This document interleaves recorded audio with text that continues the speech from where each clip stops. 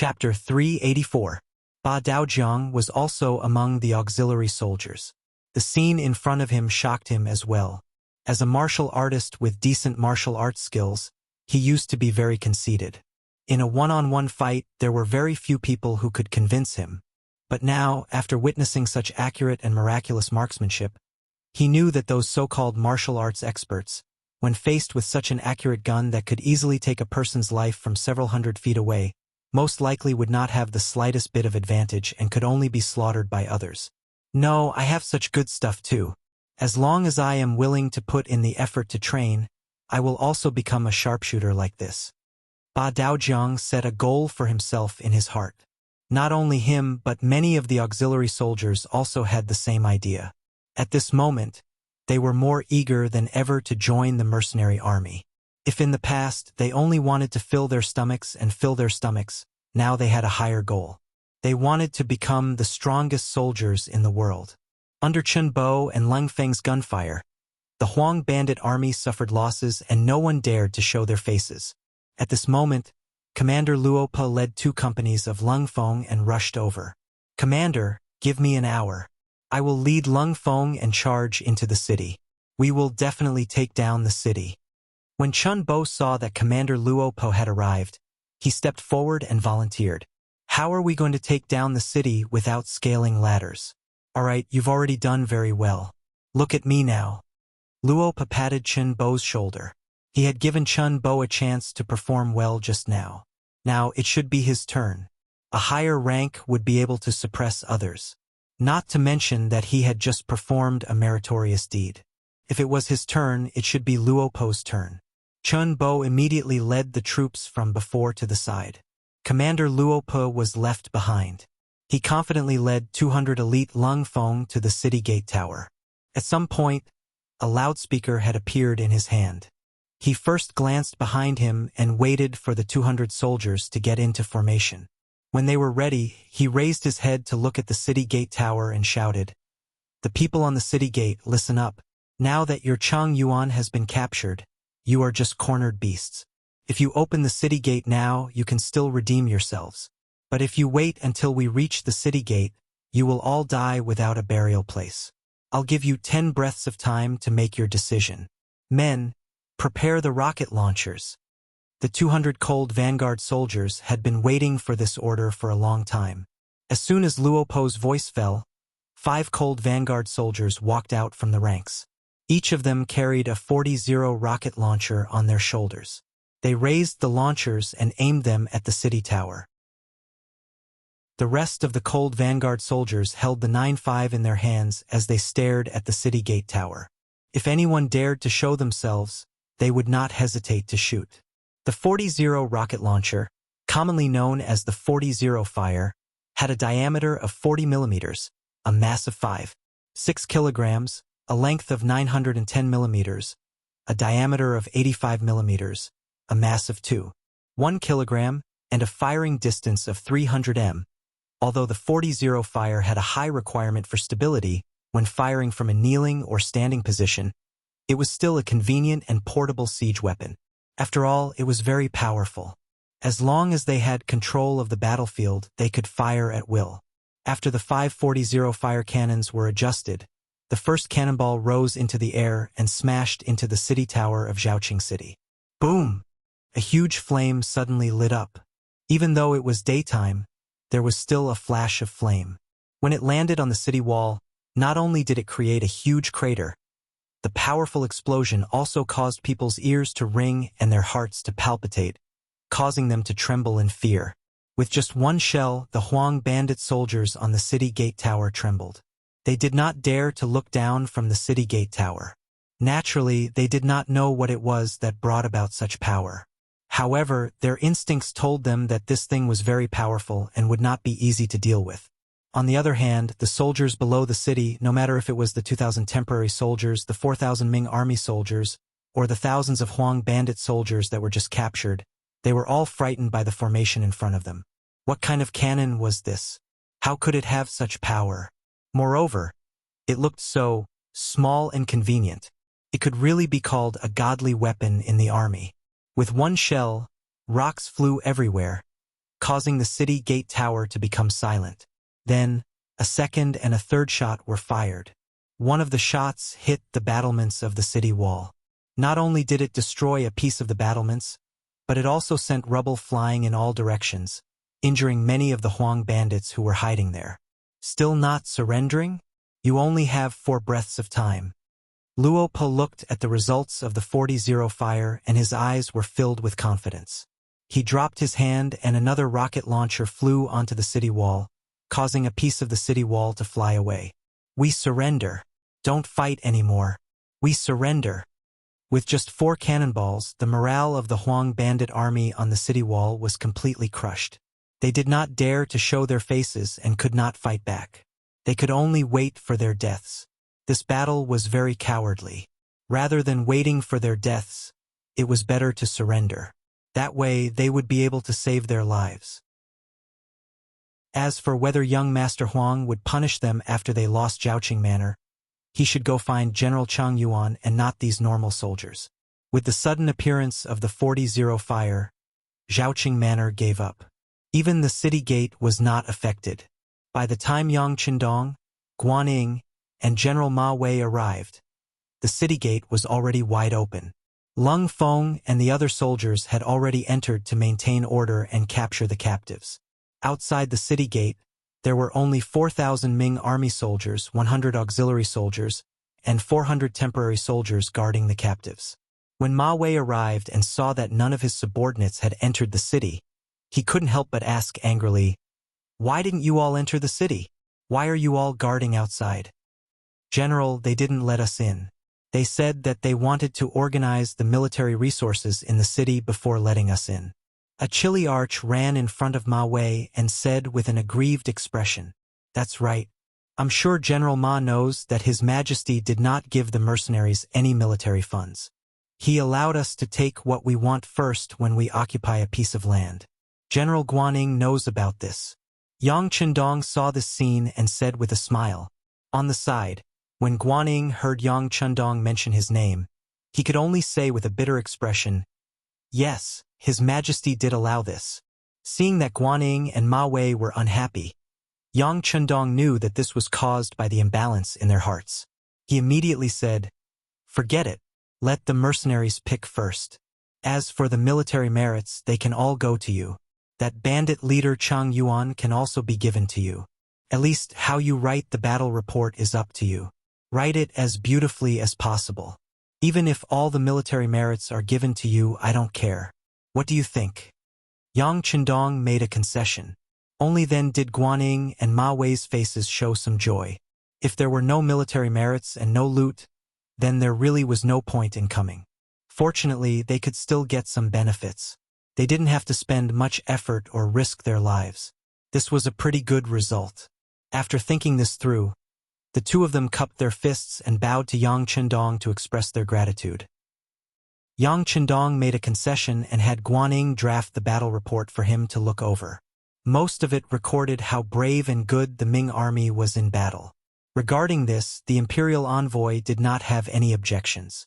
Guaning and Ma Wei sent the battle report to Jingdo with the fastest speed of 800 li. A few days later, there were fast horses entering the city from Jingdo. Along the way, they shouted the Guangdong victory report and headed straight for the royal palace. When the common people passing by saw this scene, not a single one of them was not excited and encouraged. They sighed in their hearts that Yingzong was indeed the legitimate emperor. He had won battle after battle. It looked like the chaos in the south would be resolved soon. In the royal palace, Zhu Qizhen saw the battle report. Seeing that they had used less than half a day to take back Zhaoqing Manor and had killed and captured nearly 10,000 enemies, he was immediately overjoyed. He gave Guaning and Ma Wei, who had performed meritorious service, a reward and encouraged them to continue to work hard to completely destroy the yellow bandits as soon as possible. From beginning to end, Zhu Qizhen still did not mention Yang Qindong. It was as if this person did not even exist. It was as if the victory at the front had nothing to do with this Duke of Loyalty and the imperial envoy. In reality, everyone had a balance in their hearts. This victory had a lot to do with the Duke of Loyalty and courage. If not, why did they always retreat in defeat before? Could they really achieve victory after victory now? However, the emperor's heart was fickle. If he did not mention Yang Qindong's meritorious service, who would dare to? There were even some people who thought that once the yellow bandits were destroyed, would it be time to burn the bridge after crossing the river? This kind of thing had happened countless times in the history of the dynasties, where the bow was put away after the birds had flown away. Jingdo's Ingzong had won the battle and was naturally very happy. Master Huang Yuliang of Wuzhou had an ugly expression after losing Zhaoqing Manor. Thinking back to when he had led a large number of soldiers to surround and attack Zhaoqing Manor, it had taken over a dozen days. Afterwards, it was only because Zhaoqing's general, Jia Ping, was greedy for life and took the initiative to abandon the city. This gave him the opportunity to enter the city and take over the city. But now, the South Ming army had taken over the city in half a day. In comparison, didn't it seem that he was too incompetent? What do we do? What do we do? In the manor's main hall, Huang Yuliang summoned a group of leaders and asked the people below him. When things were going smoothly, these leaders would all lead the soldiers in battle and display a brave and fearless appearance. But after suffering successive defeats, when he asked who would counterattack Zhaoqing Manor, not a single person answered. It was clear that these people were all frightened and were afraid from the bottom of their hearts.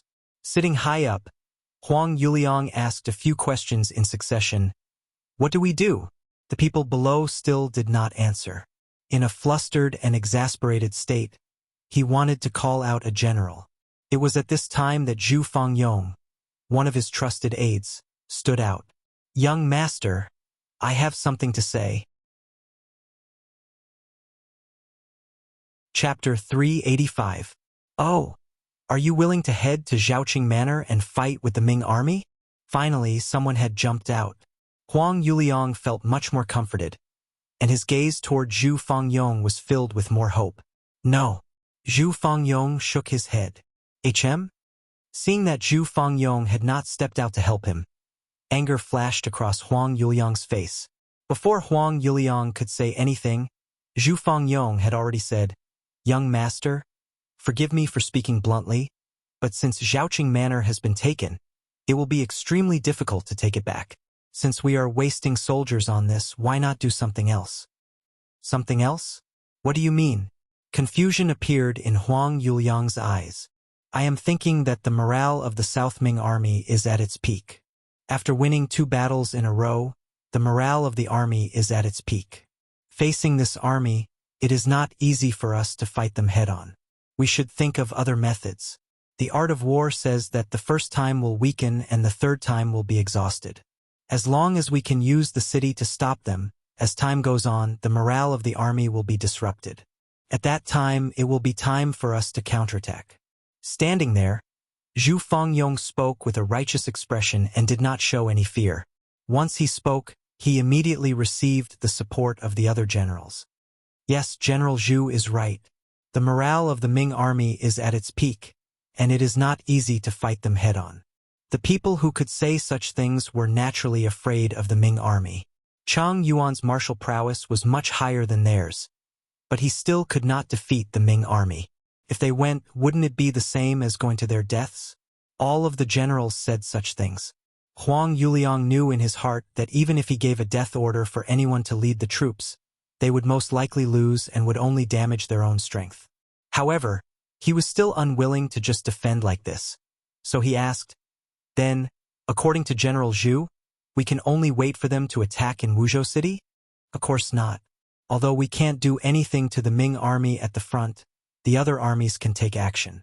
For example, we can send General Cui Yan, who is outside the city, to lead troops into Mengzhu Ridge, which is between Pinghuefu and Shaozhoufu. Passing through there, we can avoid fighting with the Ming army's main force and also push the battle line out. Once we enter Yongzhoufu in the Huguang area, we will be free like birds flying in the sky. We can greatly expand our army there. At that time, whether we continue to attack cities and seize land to expand our influence or bring the newly arrived troops back to Guangdong, the initiative will be in our hands. There is also General Sun Jianglong in Gaozhoufu and Laizhoufu. We can order him to launch an attack on the Guanghai guards and thus attack Guangzhou Fu to divide the Ming army's strength and destroy them one by one. Also, we can arrange for General Ru Honghai in Xunzhou Fu to advance toward Nanning Fu in Guangxi and also toward Liuzhou Fu. There is also another benefit. Once Wuzhou City is in danger, we can retreat toward Guangxi to avoid the danger and make plans. After speaking so much, Zhu Fengyong turned to Huang Yuliang and said, "This way, we will be spreading out everywhere and forcing the Ming army to send reinforcements everywhere. At that time, our chance will come. We can gather a large number of troops to attack one place and reverse the current disadvantageous situation." Zhu Fengyong's words were clear and logical. In Huang Yuliang's ears, it was quite feasible. He was even fantasizing that once the plan came true, the power in his hands would more than double. At that time, he would be able to stand up against Yunnan's Min Zhuang Wang Zhu Huiying. Then, it would not be impossible for him to conquer the world. Good. General Zhu's plan is good. Immediately write letters to the heavenly kings. I want to spread out everywhere on the battlefield. I want the Ming army to be tired of dealing with them. I want the world to know my power. Huang Yuliang laughed in praise. It was as if he had already become the master of the world. Congratulations, young master. The other generals in the hall also flattered him, causing waves of laughter to erupt. Fast horses left the Wuzhou house and headed in all directions. Before long, Guangdong, Guangxi, and even Huguang would become chaotic. At that time, the Ming Empire would not have the energy to send a large army to deal with the Wuzhou house. Zhaoqing House. A new round of evaluation and selection was going on. Of the 5,000 soldiers that Cheng Yuan had brought with him, 4,500 remained unscathed in this battle. They had all become captives. Among these people, there was no lack of strong and healthy people. In this aspect, one had to say that Cheng Yuan cared about his subordinates. As for their food and drink, he did not take away much. Now, these people had all become good soldiers. First, there was registration. Then, there was an investigation. There was also the process of exposing each other. Among the 2,000 people who had become temporary soldiers, some were familiar with these brothers. With their help, the evaluation went even smoother. In the end, 1,000 of the 4,500 people were chosen to become temporary soldiers. The other 3,500 people were given to Guanning and Ma Wei as usual. Yang Chendong did not lack useless soldiers. These people would eat a lot every day. It was better to leave the headache to others. Choose and see if there are any who are willing to become soldiers. If there are, investigate their backgrounds. Guanning discussed with Ma Wei. With the 2,000 temporary soldiers that Yang Chendong had taken in as an example, the two of them could see the importance of captives. If there were two things that they could not ignore in the Battle of Zhaoqing, it would be the appearance of the 4-0 fires and the performance of the temporary soldiers. Mercenaries were very powerful in all aspects. Guanning and Ma Wei already had enough knowledge of this. However, the 2,000 temporary soldiers had only been in the military camp for a few days and had only gone through a few days of training. They could not understand how they could display such strong killing intent on the battlefield. Why was it that even though they had both joined the army, once they joined the mercenary group, they would change so drastically? They couldn't figure out the logic behind it, but they could at least imitate it. They just had to learn from it. As for the two generals starting to recruit soldiers from the captives, Yang Chendong only smiled when he heard the report from his subordinates. Pass down the order. Organize the new temporary auxiliary soldiers and teach them culture using the method of the old leading the new. At the same time, tell them that culture is also very important. Whether they can become a member of the mercenary army in the future, this assessment cannot be ignored. If there is any obvious improvement, consider adding 3 pieces of fatty meat to their meal. Yang Chendong was very observant. This might have something to do with the fact that he was the most outstanding member of the Cold Vanguard Special Forces in his previous life. When carrying out special missions, being more attentive and observant could save one's life during crucial moments. It was precisely because of his meticulous observation that he noticed that whenever it was time to eat, the temporary auxiliary soldiers, who rarely ate their fill, would stare at the fatty meat on the plate without blinking. Some of them would even drool without any form of restraint. Most of the time, the reward was the most important thing. In other words, the reward had to be something the other party liked and needed. For example, if you asked a rich merchant to do something for you, and you only said that you would reward him with a certain amount of silver, the effect might not be much. However, if you said that you could give him an official position after he did a good job, then it would be completely different. Perhaps the other party would do the job well even if he had to pay for it. This was what it meant to reward something. Since the temporary soldiers were so greedy for fatty meat, he would use this as a guide. When Tiger's Mane heard Yang Chendong say that he would reward the soldiers who performed well with 3 pieces of fatty meat, he was stunned. Then he said, "Young master, Zhaoqing Prefecture was just raided by the Huang army. We did get some gold and silver when we entered the city, but meat is very rare. It would cost a lot to buy it. Why don't we just reward them with silver? You also know that meat is very rare. If that's the case, even if we gave them silver, where would they go to buy it? Okay, go tell Guaning and General Ma Wei to help us contact pork. It would be best if there was a live pig for sale. We don't lack silver. When the live pig arrives, we can directly bring it to the barracks to stimulate those people." Yang Chendong shook his head with a smile and then said to Tiger's Mane in an unquestionable tone, "Note, the so-called taboo is to avoid the name and not the surname. For example, there was a Kaiyuan county that was changed to Kaiyuan to avoid Zhu Yuanzhang's name. It was to avoid the Yuan in the name Yuanzhang. Everyone, please don't argue about whether the name pig is appropriate or not. Thank you."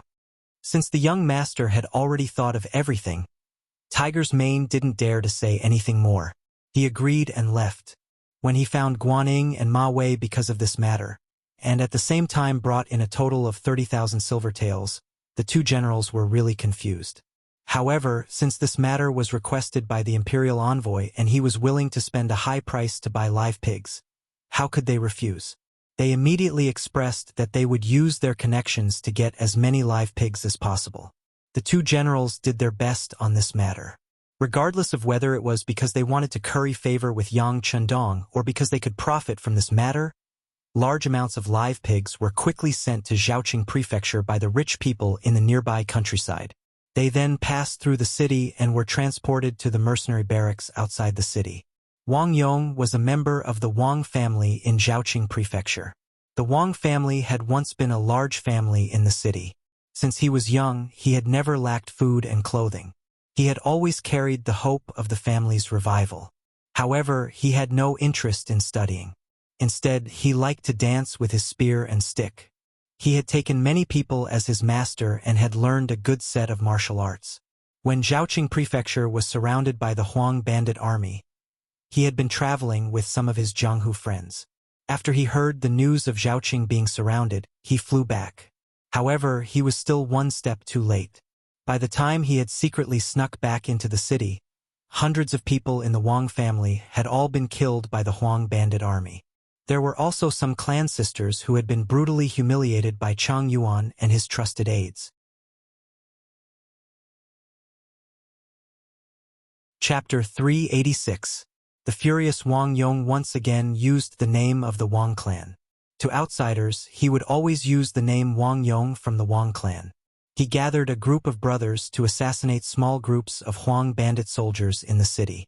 Not to mention that his plan was meticulous and his skills were good, he actually managed to kill many Huang bandit soldiers. For a time, Chang Yuan, who was in the city, was furious. If not for the fact that Yang Chendong and the others arrived outside the city in time and posed a threat to the Zhaoqing manor, Chang Yuan would have started a large manhunt in the city to find Wang Yong and the others. In the end, Chang Yuan was captured and the Zhaoqing manor returned to the arms of the Southern Ming government. However, there was not a trace of joy on Wang Yong's face. This was because he had already found out that Chang Yuan was not dead. After being injured, he was imprisoned in the Southern Ming army and was waiting to be sent to the capital to be executed. Wang Yong was unwilling that he could not take revenge for his clan by himself. For this matter, he had gone to find the Southern Ming soldiers and requested to meet their general. However, how could a person without any official status get what he wanted? Not willing to give up, he saw a large group of pigs heading towards the mercenary camp outside the city. He immediately thought of a plan and chased after the pig delivery team. "I know how to herd pigs. I can help you." The pig delivery team consisted of a squad of Langfeng, a platoon of auxiliary soldiers, and 100 southern Ming soldiers. Because there were too many pigs, it was difficult for them to herd them. Now that someone was willing to help, they naturally would not refuse. Thus, Wang Yong generously joined the team. Not to mention that his skills were good and his eyes were sharp. Every time the pigs wanted to leave the team, he would be the first to discover them and herd them. This was a great help. After traveling for a few li, the mercenary camp was in front of them. Because of the appearance of these live pigs, the normally heavily guarded military camp relaxed a little. Wang Yong even followed the troops into the military camp. With so many pigs being sent into the camp, the auxiliary soldiers who were training all widened their eyes. When they learned from their instructor that these live pigs would be slaughtered very soon and that everyone would get a share, and that those who performed well would get 3 extra pieces of fatty meat with their meals, each and every one of them worked even harder to train. Even when teaching them how to read and write, they were much more serious. It had to be said that Yang Qindong's move was indeed effective. After Wang Yong followed the team and sent the pork into the temporary pig house, the platoon leader, Lang Feng, who was following the team, came forward to express his gratitude. He even took out some silver as a reward. This was also the military discipline of the Yang family army. They couldn't casually take a needle or a piece of thread from the common people. As long as there were people who helped them, they had to give a corresponding reward. Of course, Wang Yong wouldn't care about such a small amount of silver. He refused. "Sir, I want to see your general." Captain Lung Feng was stunned when he heard this. He immediately understood that the other party had come for something. He immediately smiled and said, "Brother, seeing that you have a strong body, could it be that you want to join us? If that's the case, you don't have to go see a general. There's a recruitment office not far away. You can go there and register your situation in detail." "No, I'm not here to join the army. I have something to talk to your general about." Wang Yong shook his head and said coldly. To him, the Wang family had been destroyed by the Huang bandits. He had no hope of surviving. Right now, he only wanted to kill Chang Yuan and take revenge. After that, he would be at the mercy of others. For someone who had already thrown his life to the back of his mind, how could he have any interest in joining the army? Seeing that the other party wasn't here to join the army, the platoon leader raised his guard. He lightly raised his arm and made a warning gesture to the other members of the Lung Feng. He then smiled and walked in front of Wang Yong and said, "Brother, if you have something to tell me, it's the same. If it's really important news, I will definitely report it to our officers. Even if there's merit, I won't take it from you." As the platoon leader spoke, the other members of the Lung Feng platoon started to approach Wang Yong. Among them was Peng Yu, who had been allowed to join the Lung Feng platoon as an auxiliary soldier by Yang Qindong. Peng Yu hadn't been in the Lung Feng platoon for long, but his enthusiasm for learning was very high. He quickly learned some of the hand signals used by members of the Lang Feng platoon and was very familiar with the platoon leader's hand signals. While they were talking, he had already reached Wang Yong's side. After all, he was a martial artist. When someone suddenly approached him, Wang Yong quickly sensed it. Out of instinct, he suddenly charged at the platoon leader and struck out with his elbow. Those who could enter the Lung Feng platoon and become a platoon leader were all elites in the army. Even if their martial arts were average, they weren't easy to injure. Seeing that Wang Yong's attack was incomparably powerful, the platoon leader quickly retreated and dodged the attack. After forcing the platoon leader back with just one attack, Wang Yong quickly turned around and kicked him. Obviously, the attack just now was just a feint. His real target was the people behind him. He wanted to kill his way out before he was surrounded. Wang Yong charged in the direction of Peng Yu. Peng Yu saw the kick coming at him with a whistling sound. At this moment, his comrades didn't quickly form an encirclement. Peng Yu gritted his teeth and raised his right arm to protect his head. After that, he chose to take the attack head-on. Bang! The kick landed with a powerful force on Peng Yu's body. He couldn't help but let out a muffled sound. But then, he suddenly exerted force and pushed the kick away. Then, he quickly threw a punch at Wang Yong's chest. Peng Yu's reaction was fast and his ability to take hits was strong. This greatly exceeded Wang Yong's expectations. He originally thought that the other party was just a small soldier from the southern Ming Empire. With his methods, he wouldn't even care if there were 3 or 5 of such people. But now, not only did the other party take the attack from his kick, but he was also able to counterattack. In a moment of carelessness, his body was a little slow in dodging, and the punch landed on his ribs. Although he discovered it in time and wasn't seriously injured, he couldn't help but feel a faint pain below his ribs. After knowing that Peng Yu wasn't simple, and from the corner of his eyes, he noticed that the surrounding Ming Empire soldiers were beginning to increase. Wang Yong, who didn't dare to continue fighting, quickly retreated and rushed in another direction where there weren't many people. Wang Yong's vision was accurate, and the direction he chose to break out of the encirclement was correct. It made the platoon leaders feel like they couldn't catch up. If they let him escape from their hands like this, they didn't know how they would be laughed at by their comrades. They immediately chased after him ferociously. Ba Daojiang, who was originally a captive of the Yellow Bandits, was now a temporary auxiliary soldier. At this moment, he was sneakily approaching the pig house. Don't think that he wanted to do something bad. He just wanted to see if there was an opportunity to eat the pigs when they were slaughtering them. It would be good even if he could eat a piece of meat. Because he was thinking about the pork, he asked for leave from the platoon leader and approached the pig house with the excuse that he needed to go to the toilet. Unexpectedly, he didn't see a single pig, but he did see a few humans. When he saw the platoon leaders wearing camouflage uniforms rushing in his direction, he instinctively turned around and wanted to run. After becoming a temporary auxiliary soldier, he naturally knew the story of the platoon leaders.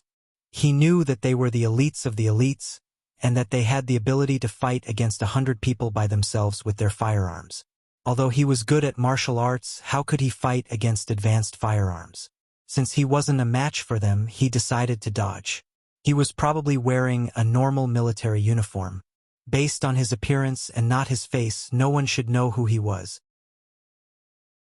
Now that he saw the platoon leaders rushing in his direction, he naturally turned around and ran. But just as he turned around, he heard a shout behind him. "My comrade, quickly turn around and stop this spy." "Spy? I'm not." When Ba Daojiang heard that he was mistaken for a spy, he quickly shook his head to deny it. In order to clear his name, he turned around and waved his hands. "I'm just greedy for pork and wanted to take advantage of it. I don't have any other intentions. Don't accuse me of anything." Before Wang Yong could finish his sentence, a punch came flying toward his face. Ba Daojiang was standing right in Wang Yong's way. In order to escape, Ba Daojiang had no choice but to take action to clear the obstacle. Who was Ba Daojiang? He was a man of 8 feet, a famous man in the martial arts world. He was a man who once chased his enemy across 8 rivers. How could he allow others to slander him so easily? He was naturally afraid of Lung Feng, but he couldn't let Lung Feng teach him a lesson without even giving him a chance to explain. This was also because he had only been a temporary auxiliary soldier for a short time, so he didn't pay much attention to military discipline. Otherwise, he wouldn't have the courage to fight back. It was precisely because the military discipline was still a little loose that when he saw someone about to attack him, he didn't hesitate to fight back. In the face of Wang Yong's punch, he didn't dodge and met it with his right fist, letting the 2 fists collide in midair. Clang!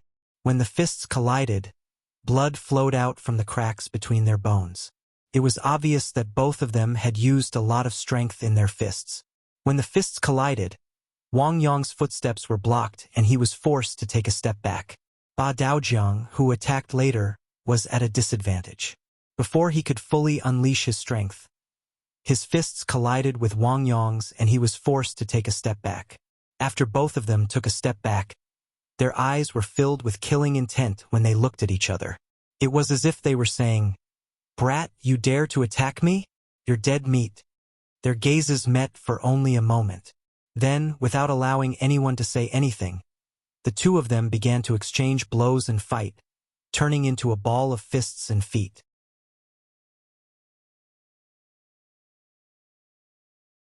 Chapter 387.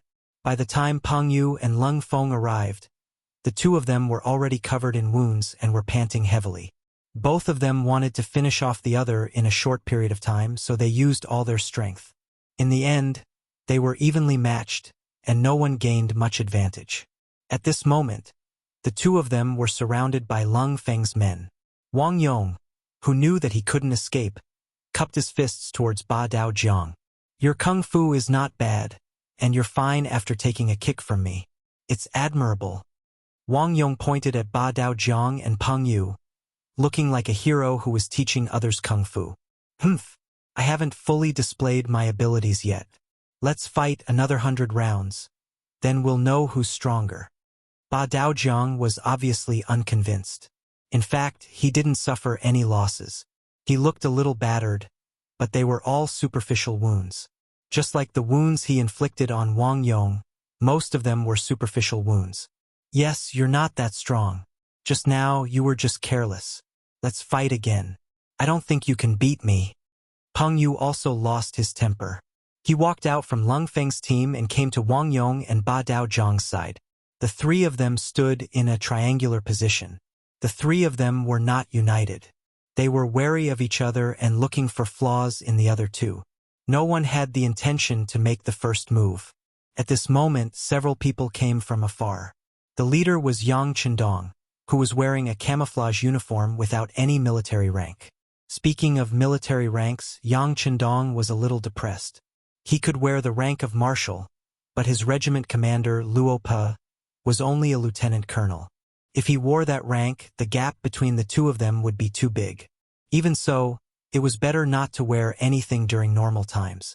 On the contrary, it would give him a sense of mystery. Yang Chendong came here to check on the situation of the pigs. Coincidentally, he received a warning. Tiger's Mane, Beta Persei, and the captain of the first guard team, Chiu Vi, and the others rushed over together. With the arrival of Yang Chendong, Wang Yong's escape route was completely sealed. Seeing that more and more people were arriving, he instead calmed down. Since he couldn't escape, then he wouldn't escape. It was just a pity that he couldn't personally avenge the Wang clan. Come on. Do you want to come at me together or one by one? Grandpa will keep you company. Since he couldn't escape, Wang Yong simply let go of his worries and assumed a posture of wanting to have a good fight. 6. Seeing that Yang Chendong had arrived, class monitor Leng Feng was nervous and wanted to say something. Yang Chendong waved his hand first, then looked at everything in front of him with a smile and said, "What? Aren't you afraid of death?" Die? Who wasn't afraid? But as a real man, there are things that he should do and things that he shouldn't do. He can't back down from what he should do, and he can't shirk the responsibilities that he should bear. At most, he'll be a good man again after 18 years. Wang Yong didn't know Yang Chendong's identity, so naturally, he didn't have any scruples when he spoke. Peng Yu, who was standing beside him, knew everything. When he saw that Wang Yong dared to talk back to the sixth young master, he said angrily, "Kid, be more polite when you speak. Don't cause trouble and end up losing your life here." When Peng Yu said this, he more or less warned Wang Yong. From this point, it could be seen that he personally admired Wang Yong. However, he didn't know the details of Wang Yong, so he didn't dare to say anything. Lose my life? Haha. After hearing this, Wang Yong looked up to the sky and laughed heartily, as if he had heard the funniest joke in the world. After laughing a few times, he stopped and said, "What's wrong? It's already like this. Will you spare my life?" "What's wrong? Even if we must kill you, did you really do something shameful?" Yang Chendong asked curiously, as if he was interested. Something shameful? Wang Yong was provoked by this question, and his face immediately turned red. "Who said I did something shameful? I came here to see your general and have something to say. How is it shameful?" After hearing Wang Yong's explanation, Yang Chendong was also stunned. Then, his gaze fell on Leng Feng, who was wearing the rank of a first-class sergeant. "What happened?" "Sixth, Chief, it's like this. We were leading a team to herd pigs and passed by Zhaoqing City. This person followed us and said that he knew how to herd pigs and was willing to help us. Considering that we didn't have enough manpower, we agreed. At first, I thought that since he helped us, we should give him some money. However, he didn't want it and said that he wanted to see the general. When I asked him what happened, he wanted to run away. Then, I wanted to capture him and interrogate him. Then, we started fighting. After Lung Feng finished speaking, he lowered his head as if he had done something wrong. Yes, you didn't do anything wrong after that. However, it was wrong to allow an outsider into the military camp without permission. How about this, when you go back, find your platoon leader to write a reflection. Tonight, you will reflect on it at the company meeting. In addition, your pay will be penalized for a month. Do you have any objections? Yang Chundong said seriously. No objections, Chief. When Lung Feng heard such a punishment, he didn't dare to have any objections.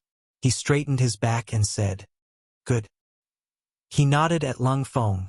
Then his gaze fell on Wang Yong. If all of this is true, why did you suddenly attack these soldiers? Do you know that this can easily cause misunderstandings? Even if we kill you here, it will be your fault. Yang Chindong's tone carried an unquestionable aura. For some reason, after hearing this, Wang Yong felt that he was in the wrong. Who knows what they will do after capturing me? Will they really kill me?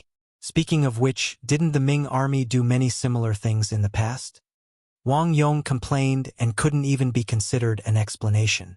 However, when Yang Chundong heard this, he couldn't defend himself. He knew that the people he brought were the new soldiers of the Yang family. However, in the eyes of outsiders, weren't they the South Ming army? It was no wonder that they had such prejudices against him. If it was him, he wouldn't have allowed himself to be captured. Thinking of this, he really couldn't blame Wang Yong. However, no matter what, Wang Yong had barged into the military camp and attacked the Lung Feng soldiers. If he wasn't punished, he wouldn't be able to answer to the other Lung Feng soldiers. Yang Chindong's face darkened and he said angrily, "No matter what, you barged into the military camp. Since you've trespassed into the military camp, it's impossible not to punish you. How about this, I'll give you a chance. The three of you will fight each other. If you can survive until the end, I'll fulfill your request and bring you to see the general here. How about that?" The three people Yang Chundong was referring to were Wang Yong, Ba Daojiang, and Peng Yu. Wang Yong originally thought that the other party had the advantage in numbers, and he had made a mistake in the first place. This time, he would definitely die. He didn't expect the situation to turn around. Immediately, he asked Yang Chundong with joy, "Is what you said just now true?" "It's true. No one here is more trustworthy than me," Yang Chundong promised Wang Yong. Then, his gaze landed on Peng Yu and Ba Daojiang. "The two of you have to perform well. Whoever can survive until the end will be promoted. Peng Yu, you can be promoted to the vice squad leader of the Lung Feng soldiers. What's your name?" Replying to the chief, "My name is Ba Daojiang. I'm a temporary auxiliary soldier." Ba Daojiang replied. He had seen Yang Chindong before and knew that the entire army had to listen to this person's orders. When the platoon leader who was in charge of his temporary auxiliary soldiers saw this person, he didn't even have the chance to get close to him. It seemed like this person's status wasn't low. When he spoke, there was a hint of respect in his tone. "Looking at your clothes, I can tell that you're a temporary auxiliary soldier. Just now, they said that you were passing by because you wanted to get some pig offal. Alright, as long as you can survive until the end, I'll allow you to eat to your heart's content tonight. You can even eat half a pig. At the same time, I'll promote you to a real auxiliary soldier. How about that?" When Yang Chindong heard Lung Feng mention the reason why Ba Daojiang was here, he wanted to laugh. It seemed like his decision to get some pork was the right one. When he heard that he could eat to his heart's content, Ba Daojiang's eyes shone with excitement. "Chief, I'm afraid that half a pig won't be enough for me." "It doesn't matter. If you can eat, I'll give you the whole pig." Yang Chindong smiled. He was surprised by Ba Daojiang's appetite. However, since he had already said it, there was no way he would go back on his words. "Alright, I'll definitely perform well." Seeing that Yang Chindong agreed so readily, Ba Daojiang turned to look at Wang Yong and Peng Yu with a serious expression. It was obvious that he was serious about this. The three of them had their own targets. Naturally, it was time for them to get serious. The three of them stood in a triangular formation. First, they cupped their fists and reported their names. Peng Yu, Ba Dao Jiang, Wang family's Wang Yong. According to the rules of Jianghu, after the three of them reported their names, they began to attack fiercely and crazily. Wang Yong was good at kicking, straight kicks, side kicks, and leaping kicks. He could only see the shadows of his kicks everywhere, which was really a bit like the Foshan shadowless kick. Ba Dao Jiang Yiquan was good at straight punches, hook punches, swing punches, and punches to the flesh. Every punch carried the sound of the wind, and the momentum was oppressive. Peng Yu was flexible and good at elbow skills. His body was like a loach that constantly swam around the two people. Whenever the punches and kicks were about to hit him, his figure often flashed and changed his position. Occasionally, his elbow counterattack was also oppressive. Once they were hit, they often cried out in pain. Is this the so-called kung fu? Yang Chendong looked at the exciting scene of the three of them fighting with his hands behind his back. He could not help but ask Beta Persei, who was beside him. Young master, this is kung fu. I can see that the three of them have learned it seriously. They have a good foundation. Beta Persei stared at the scene without blinking. He did not want to miss a single scene.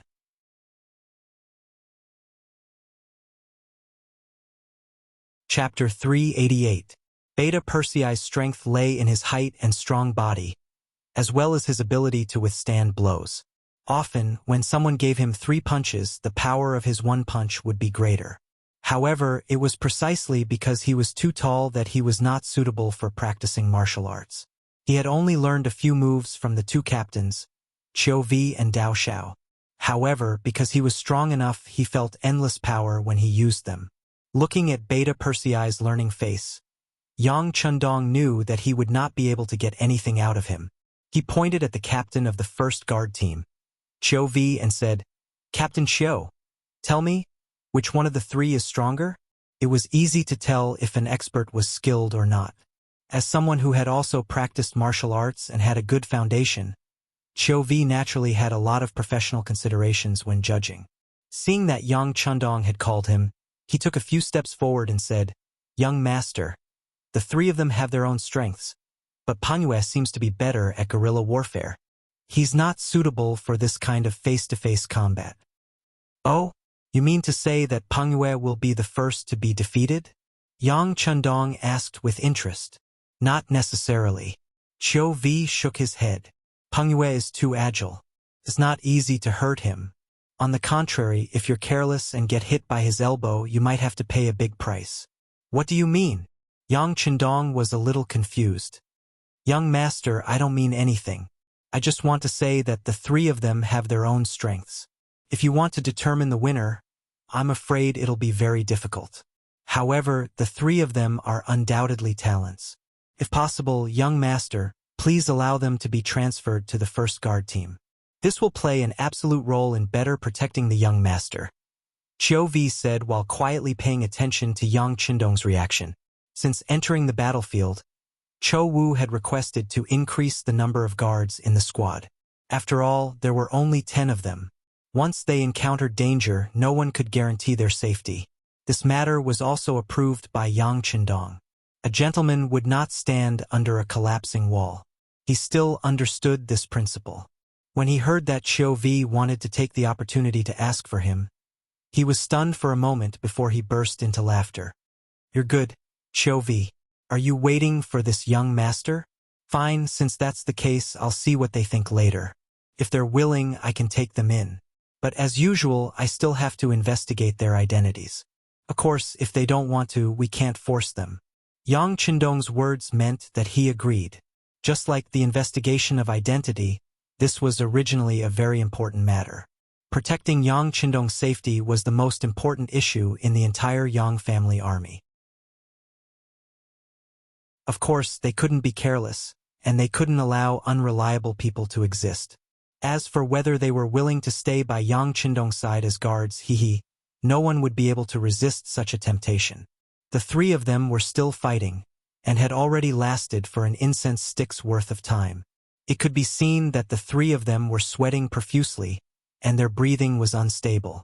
This kind of fight was the most exhausting. After all, the difference in strength was so great that it was possible to make a big mistake if one wasn't careful. This kind of physical strength and mental strength required a high degree of concentration, and it was also the most exhausting. The three of them were still fighting, but Peng Yu's mental strength was slightly better. From the start of the battle until now, the number of times he attacked was not many. He relied on his nimble movements to dodge, which allowed him to maintain enough physical strength. At least compared to the other two who were sweating profusely, his situation was much better. It was precisely because Peng Yu's condition was the best that when he was hit by Ba Dao River's punch, he hurriedly retreated 4 or 5 steps, then fell to the ground with a plop. This caused everyone, including Yang Qindong, to be puzzled. After being hit to the ground, Peng Yu's mental strength seemed to have completely dissipated at this moment. I lost. How is that possible?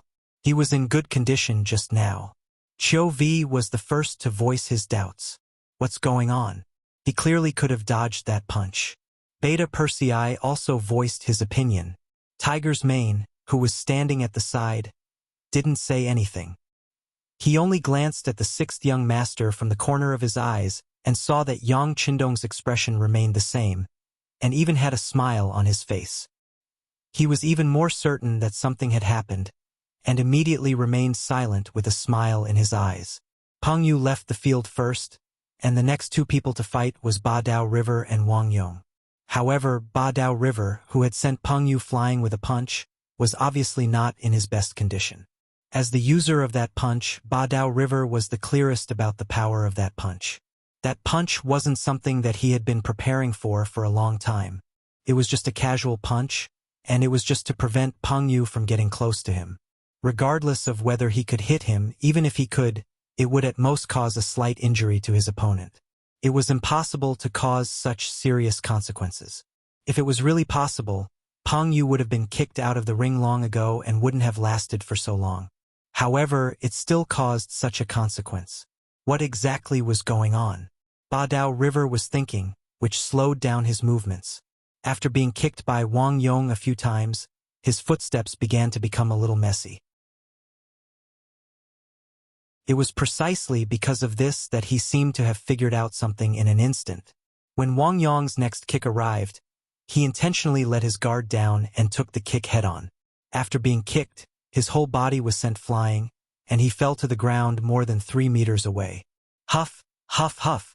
Wang Yong, who was panting heavily, started to lose his balance. Kicking was the most exhausting move. The reason he was able to persevere until now was because of his strong desire for revenge.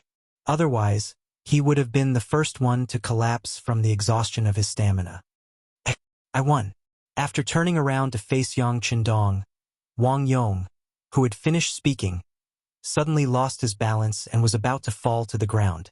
Fortunately, Qiu Vi, who was standing at the side, reacted quickly and rushed forward to support the falling figure. You all did well. How about this? Arrange for them to rest, take a bath, get some food, change their clothes, and come see me again.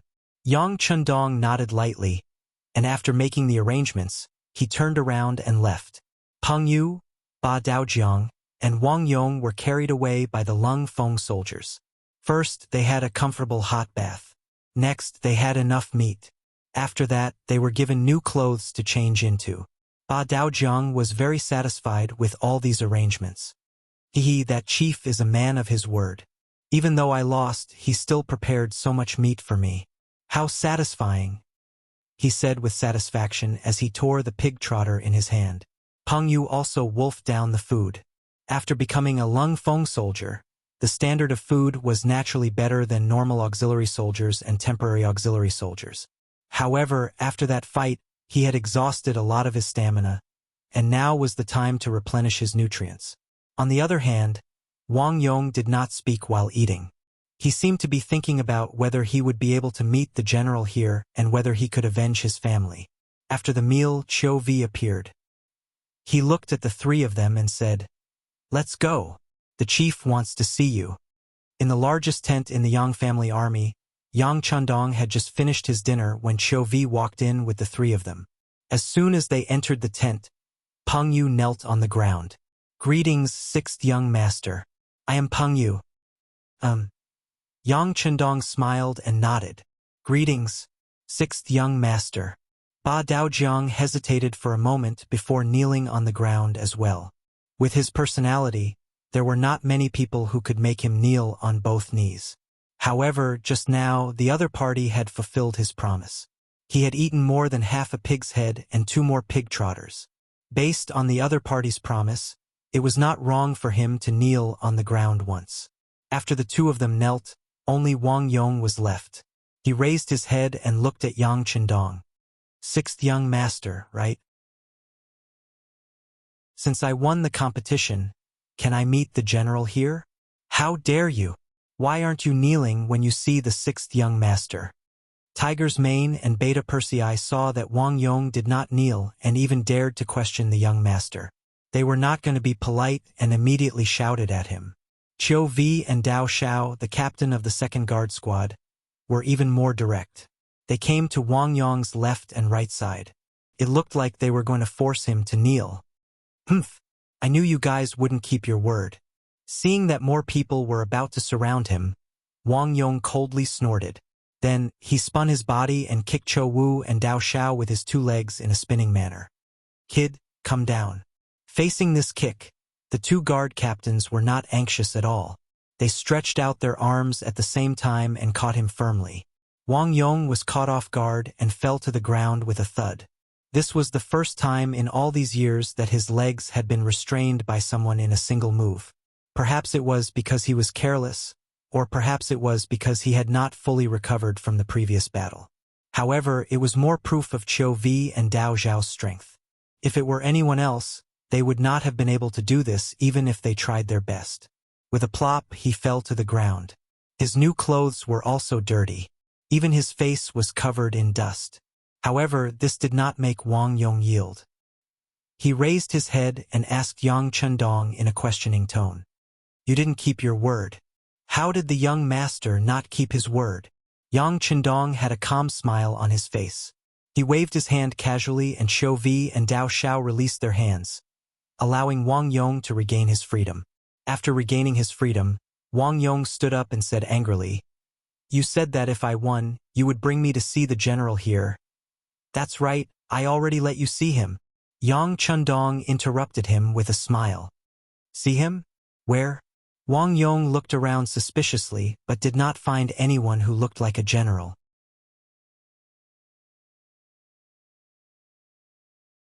Chapter 389. "They're everywhere." Yang Chundong chuckled and leaned back in his chair. Then, he pointed at Tiger's Mane, Beta Persei, Qiu Vi, and Dao Xiao and said, "They're all generals, and they're generals who can lead thousands of troops in the future. It's just that you don't know them." Are you kidding me?" As if he had just reacted, Wang Yong's gaze swept across these people, and he spoke with an even angrier voice. "No one is kidding you, and you're not worthy of our teasing. Alright, since you want to see the general, you must have something to say. Just say it now. You don't have to worry about whether or not he's a general. The most important thing is that we can help you with your matter. Don't you think so?" Yang Chundong asked gently, and his gaze towards Wang Yong carried a hint of a soul-stirring aura. As if his thoughts were seen through, or as if he knew that there was nothing else he could do, he simply said, "Alright, if that's the case, I'll say it. I want to see the general here because I'm Wang Yong of the Wang family, and I've lived in Zhaoqing Prefecture for a long time. However, because of the appearance of the Huang bandit army, especially Cheng Yuan, who coveted my Wang family's wealth and beauty, he actually destroyed my Wang family. Now that I heard that he was captured by you, I want to see him and personally avenge my family's destruction. That's all." After finally stating his request, Wang Yong felt a lot more relaxed.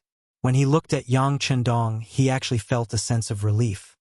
"Alright, now you can take me to see the general here or you can chase me out. Of course, you can also kill me. It's up to you."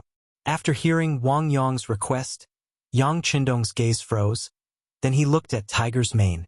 Tiger's Mane immediately understood what Yang Chundong meant. He nodded lightly, then turned around and walked out of the tent. Obviously, he wanted to investigate the truth of this matter. After Tiger's Mane left, Yang Chendong looked at Wang Yong and said, "We won't kill you. As long as what you said is true, this young master will allow you to take revenge.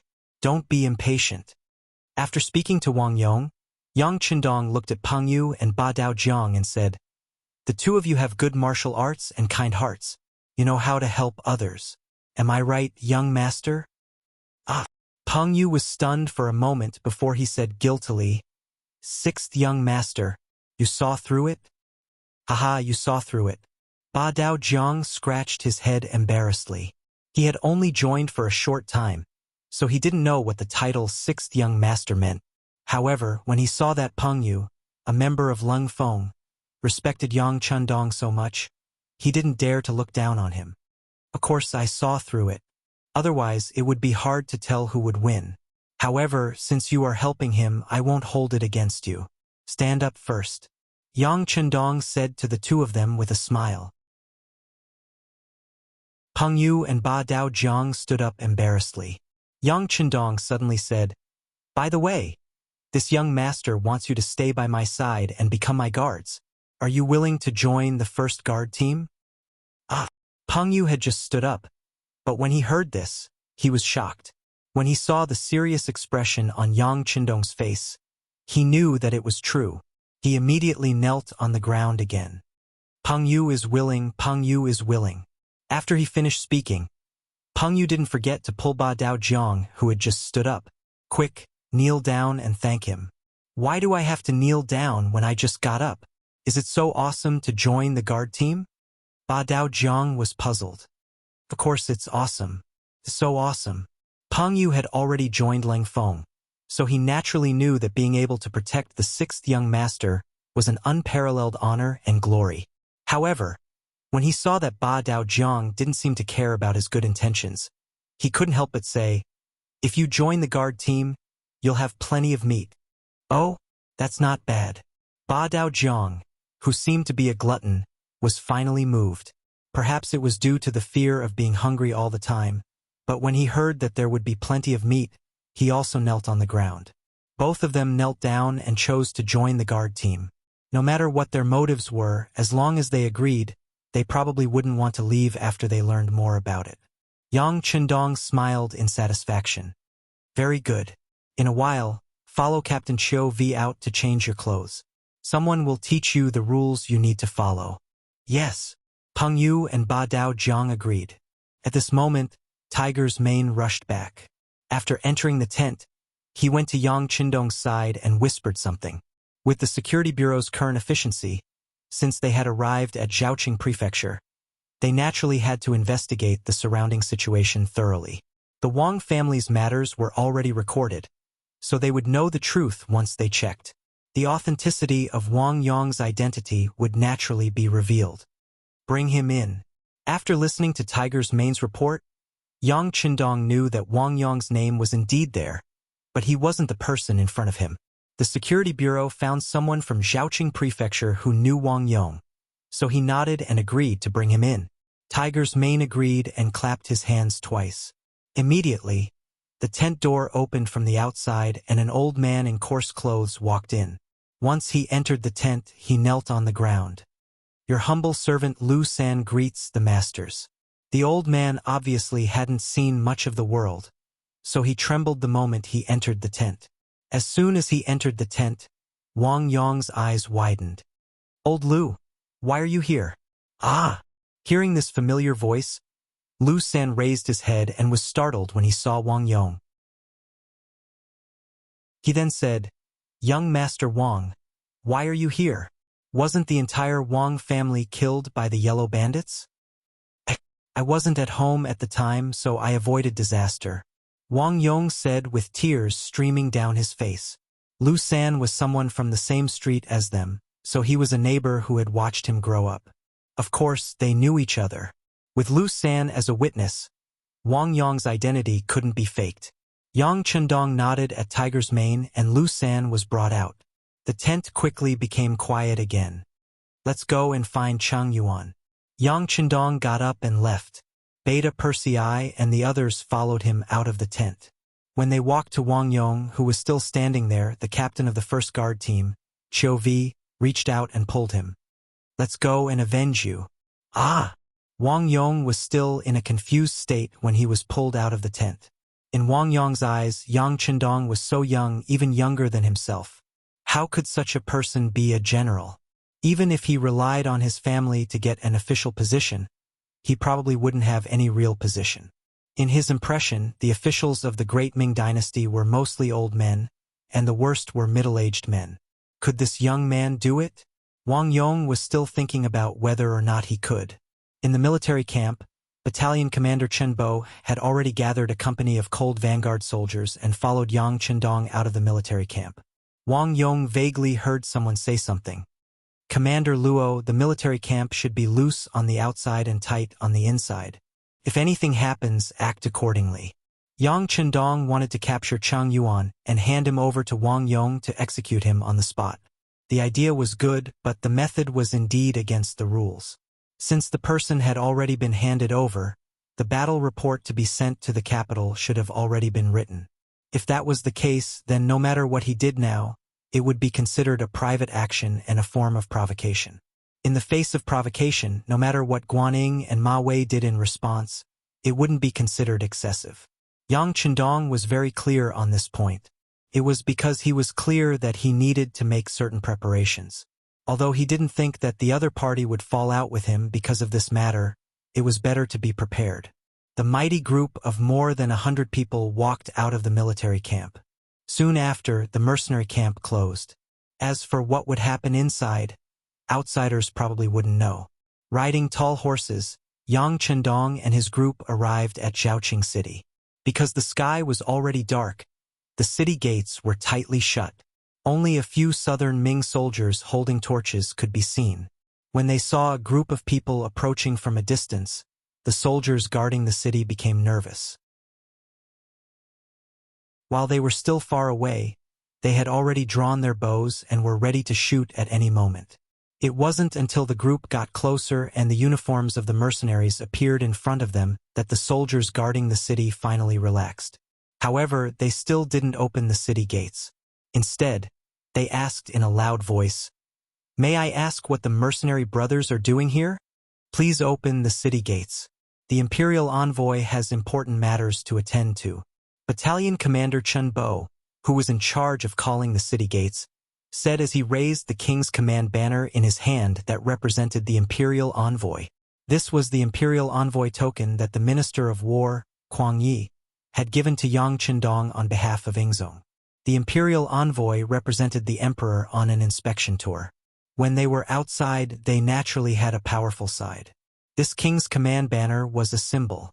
When the king's command banner appeared, the Baihu guarding the city saw it and quickly bowed respectfully. They all said, "Long live the emperor." However, although they spoke beautifully, they still had no intention of opening the city gates. "I am truly sorry. It is already late. If the imperial envoy has important matters, please enter the city early tomorrow morning." "What if I insist on entering the city? If you stop me, what if something happens? Can you take the blame?" Yang Chendong appeared on horseback under the light of a torch. When his dignified gaze swept over the city gate tower, the southern Ming Baihu felt a chill from head to toe. He couldn't help but tremble all over. After experiencing 2 battles, the imperial envoy's name was like a killing god in the hearts of the southern Ming soldiers who followed him. If it was just a name to scare people, perhaps they could use the reason that it was too dark to refuse. However, when the real person appeared, all excuses were clearly weak. "So it is the imperial envoy who has personally come. I will open the gates, open the gates. Come, open the gates."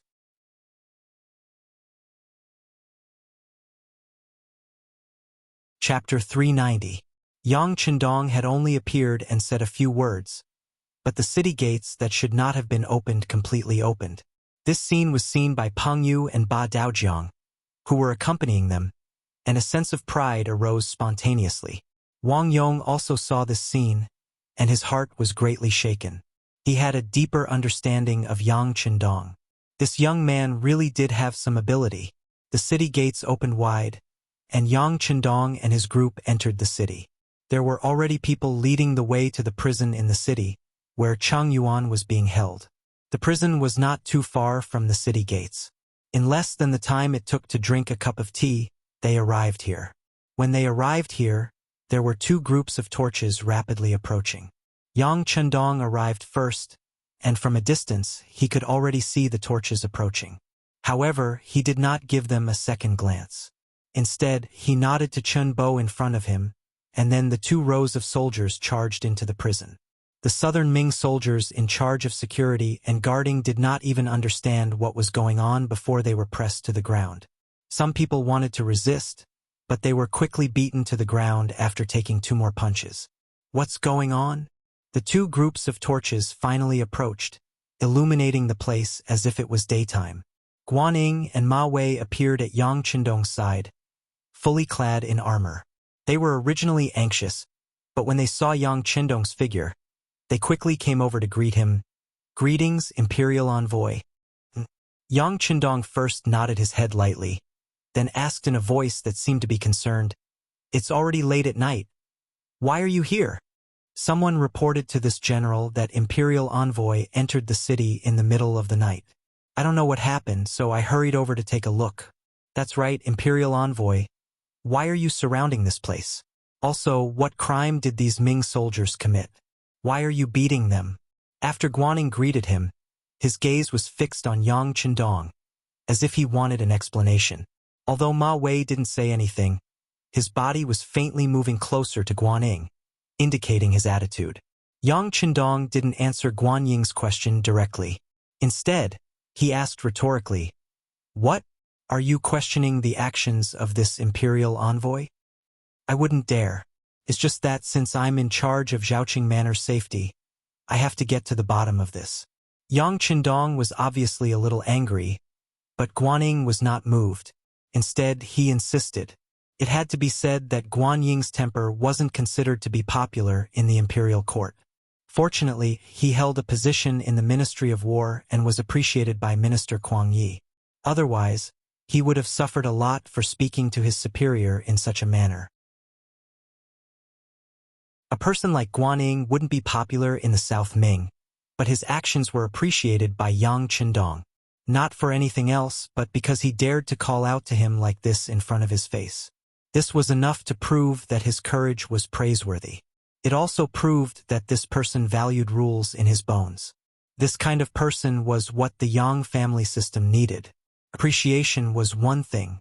Yang Chendong didn't have any intention of poaching Guaning. It was very difficult for someone like him, whose career was smooth sailing, to be used by him. If he wanted to use people, he had to choose those who had hit a wall or had lost confidence in the Ming dynasty. Guaning was clearly not among them. Since he couldn't be used by him, Yang Chendong wouldn't be so polite when he spoke. When he answered the other person's question, his voice was much colder.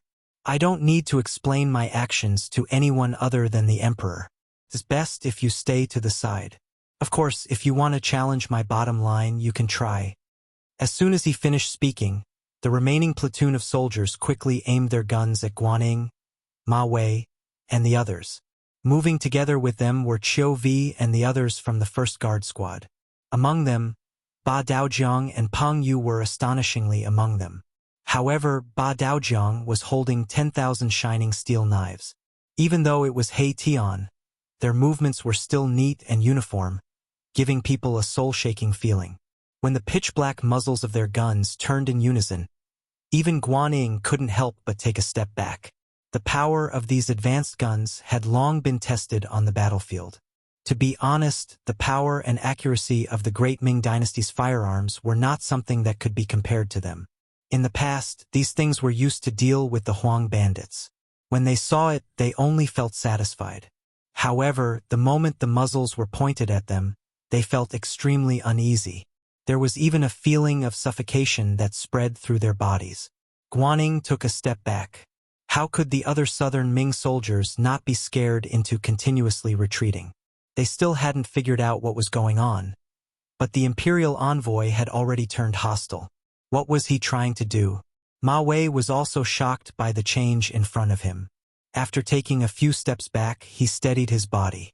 When he noticed that he had almost retreated into the midst of the soldiers behind him, he couldn't help but blush.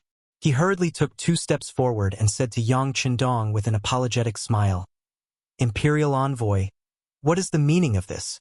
We are all on the same side. Treat me as one of your own. Treat me as the Imperial Envoy. You still dare to ask me what I am doing? Do you normally treat your superior with this kind of attitude?" Yang Qindong's tone was filled with anger.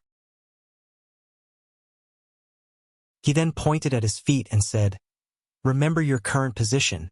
If anyone dares to take a step forward, execute them on the spot."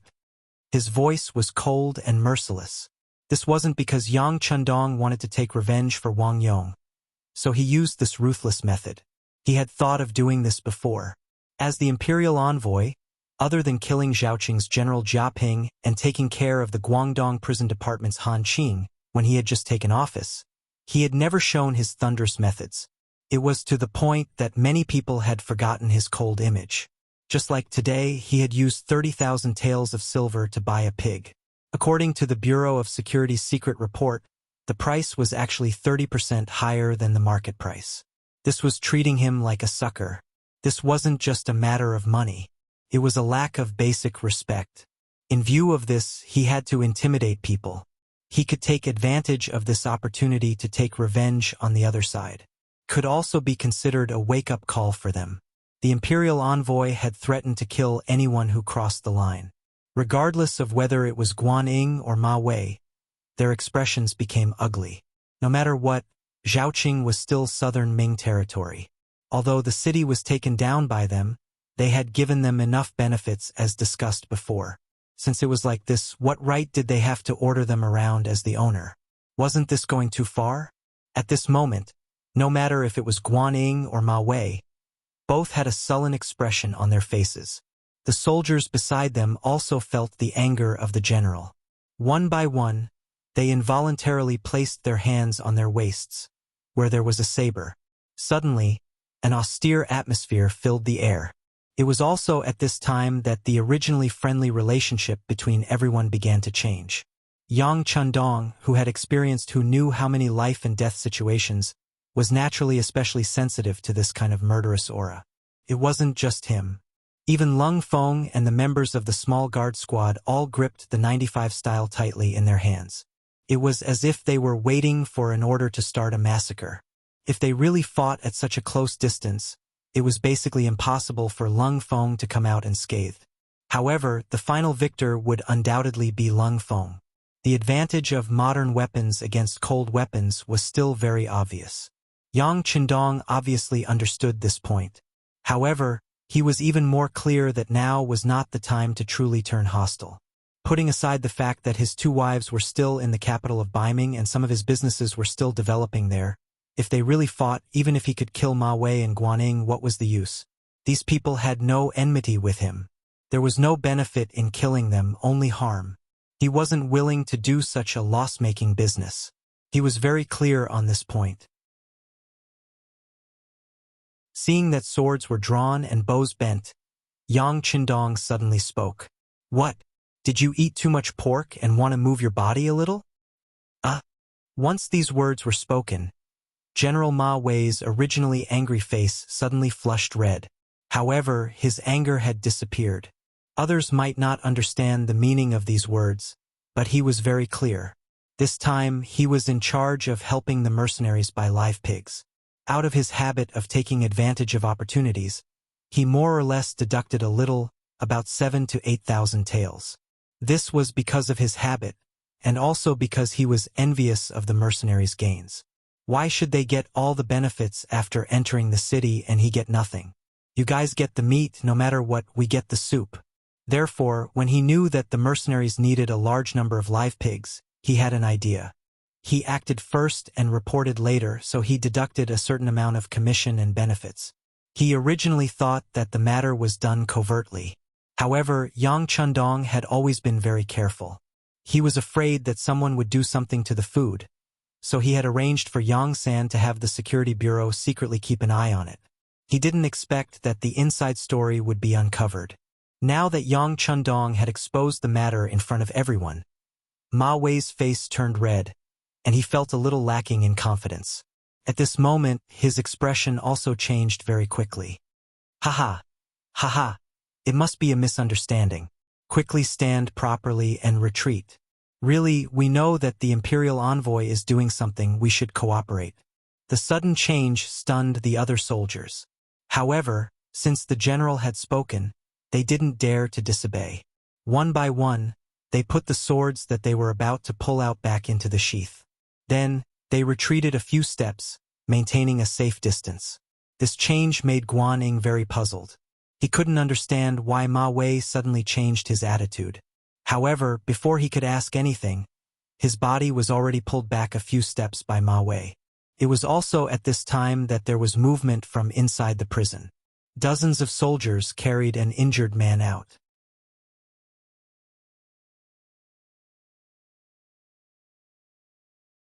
Chapter 391. Even though the sky was dark, Guan could still recognize this person with the help of a torch. It was the bandit leader of the Huang bandit army, Chang Yuan, who guarded Zhaoqing Manor. He immediately cried out, "This is Chang Yuan, one of the leaders of the Huang bandit army. The memorial regarding him has already been reported to the imperial court. He will be escorted into the capital tomorrow. Why did you bring him out? Did you see clearly? Is that Chang Yuan?" Yang Chindong ignored Guan Ying's cries and asked Wang Yong, who was staring at him with bloodshot eyes. "Yes, that's him. I would recognize him even if he turned into ashes," Wang Yong said with certainty. In reality, Chang Yuan was captured by Chun Bo and Leng Feng. Naturally, Wang Yong would know his true appearance. Yang Chindong's question was only to confirm further. Knowing that this person was Chang Yuan, he nodded and said, "All right, bring him back to the camp." With that, Yang Chundong turned his head and glared fiercely at Ma Wei and Guan Ying. Then, he led the troops away without a word. "Why did you bring Chang Yuan away? Stop them quickly." Seeing that his merit was about to be taken away, Guan Ying naturally had a look of indignation on his face as he shouted loudly once again, General Guan, bear with it. We are no match for them." Ma Wei, on the other hand, was calm and collected. He stretched out his hand and pulled Ma Wei hard, not letting him run around.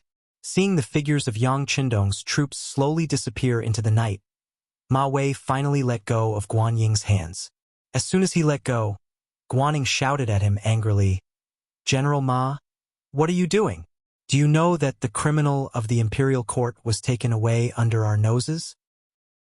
"Of course, this general has seen it, but I have my own difficulties." Ma Wei replied with a helpless look. "Difficulties? What difficulties?" Guan Ying asked with a puzzled expression and a face full of anger. He knew that if he couldn't explain things clearly, he wouldn't be able to get through this ordeal. With a guilty look, Ma Wei whispered the story of how he embezzled the money that the mercenaries used to buy the pork. What? After hearing what had happened, Guan Ying was naturally furious. He shouted in a roaring tone, "General Ma, you are really bold. How can you do such a thing?" "Shoo!" Ma Wei stuck out his index finger to cover his mouth and said in a pleading tone, "General Guan, there's no other way. If you want to lead soldiers, you have to give them some benefits. Otherwise, who would listen to you? Isn't that the only thing we can do?" "You!" At this moment, Guan Ying's face was filled with anger. He pointed at Ma Wei, not knowing what to say. In the end, they were on the same side. In the eyes of the imperial envoy, Ma Wei's action was probably also his own idea. It was no wonder that the slap in the face came with a wave of his hand. Forget it. Forget it. In the end, he was in the wrong first. He couldn't blame others. Although Guan Ying was angry, he had no choice but to swallow the bitter fruit at this moment. Ma Wei saw that his emotions had stabilized and said in an insatiable tone, "General Guan, now that things have come to this, can we write a battle report and say that Chang Yuan bit his tongue and committed suicide in prison? Absolutely not." Guan Ying hurriedly waved his hand, but he was afraid that Ma Wei would misunderstand, so he said in an explaining tone, "It's not that I don't want to do this, but the brocade guards are everywhere. Presumably, tonight's matter will be reported to the emperor through secret channels. It's fine if we speak the truth, but if there is even a trace of falsehood, it would be deceiving the emperor. Do you know the severity of this? It was Ma Wei's turn to change his expression. He quickly cupped his fist and said, "Thank you for your reminder, General Guan. I was reckless." "Forget it, it's not a big deal. From the beginning of the battle, the National Treasury has never given enough food to the Guangdong guards. The emperor knows about this. I'm sure the emperor, with his wisdom, can understand our actions." Guaning thought for a bit and still spoke his opinion. He was afraid that Ma Wei would have too many thoughts. On the battlefield, it was not a good thing for a general to have psychological pressure. "I hope so," Ma Wei said with a face that was praying for Buddha's protection. In reality, he was somewhat afraid. Fortunately, the silver this time was not for his own use. It was because the military was lacking in food. With his heart set on serving the country, he calmed down a lot. On the other side, Yang Chendong led his troops into the city to capture people and calmly retreated. Only after they left the city gates did the Lung Feng troops put away the guns in their hands with waning interest. To these Lung Feng, their hearts were filled with pride, and their strength was tyrannical. Even the Southern Ming army was nothing in their eyes. If the sixth young master gave the order, not only would they not be afraid, they would even be unusually excited to fight. This was the ability to use the hearts of an army. To become an invincible army, one must first have the mentality and courage to not fear the armies of the world. Now, it seemed that they had already done it. This courage infected every soldier. Even Peng Yu and Ba Daojiang, who had just joined the guard squad and had witnessed the entire process, were filled with excitement. This was especially so for Ba Daojiang. This could be said to be the first time he had seen someone who dared to make the Southern Ming army suffer. This scene left a deep impression on him and made him extremely curious about the Lung Feng troops. He was also proud that he was one of them. His first sense of belonging came from tonight's operation. Compared to the Huang bandit army that he had joined before, the Lung Feng troops were too strong, and the Southern Ming army was too weak. After joining such an army, even if someone wanted to chase him away, it would be very difficult for him to leave. Wang Yong also stood in the group. At this moment, he was staring at the bound Chang Yuan. In his eyes, there was only this person. The scene of the Wang family's hundreds of people dying tragically appeared in his mind from time to time. At the entrance of the military camp, someone had already sent the news after Yang Chendong and the others had left the city. At this moment, the gates of the camp were wide open. Commander Luope and political commissar Kong Jie had already led the soldiers to line up and wait. When they saw the sixth young master's figure approaching, the two of them stood at attention and saluted. "It's fine. Just arrange for people to be on guard. The other soldiers can go and rest." "Oh right. Hand Chang Yuan over to Wang Yong for revenge." Yang Chendong rode into the military camp. Then, everything in the military camp fell silent again. After arranging for someone to give Wang Yong a military tent and sending the bound Chang Yuan in, Yang Chendong did not bother about this matter anymore. Instead, he went directly to his own tent to rest. First Madame Hu Yen, third Madame Shui, and Miss Suminaire were all waiting here. When the two madams heard that Yang Chendong had left the military camp at night and that the entire military camp was under martial law, they were naturally worried. Suminaire saw that the two madams did not go to rest, so she did not go to sleep by herself. Besides, she was also very curious about what Yang Chendong was doing, so she also stayed. She had not been by Yang Chendong's side for a long time. Speaking of which, the two of them had not even had a chance to be alone. As a result, the sixth young master still gave her a mysterious feeling. Of course, Suminaire had tried different ways to ask Hu Yen and Madame Shui about this loyal and courageous duke. However, the two madams were very smart. They would say what they should and would not say anything more than what they should not. This made Yang Chendong even more mysterious. Tonight, the military camp was suddenly under martial law.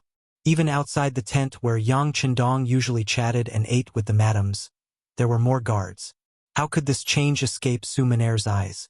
She carefully observed, and her heart was filled with shock. What does this young master want to do? Will he be in danger? That shouldn't be the case. Based on the confidence he displayed on the battlefield, I really don't know who could threaten him. He should be fine. When thinking of this, Su Maner herself did not know that she was already faintly worried about Yang Qindong.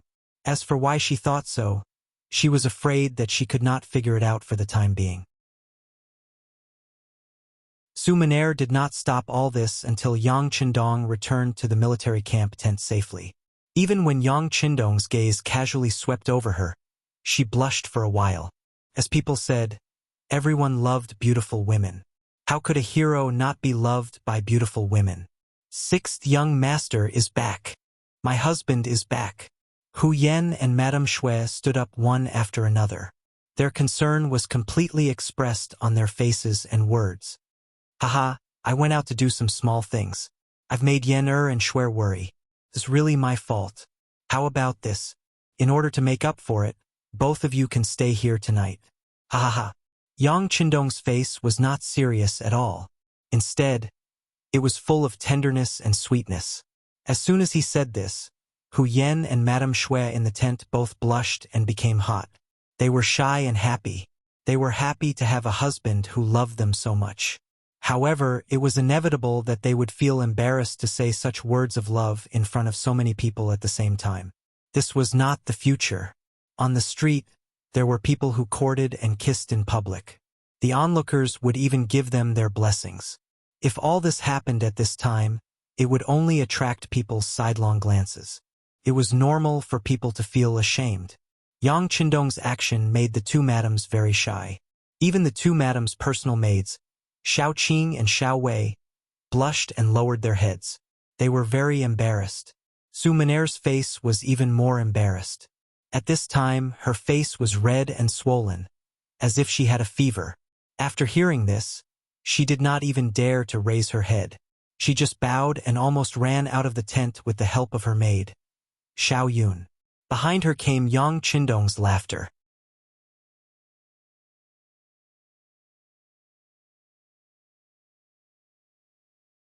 Chapter 392.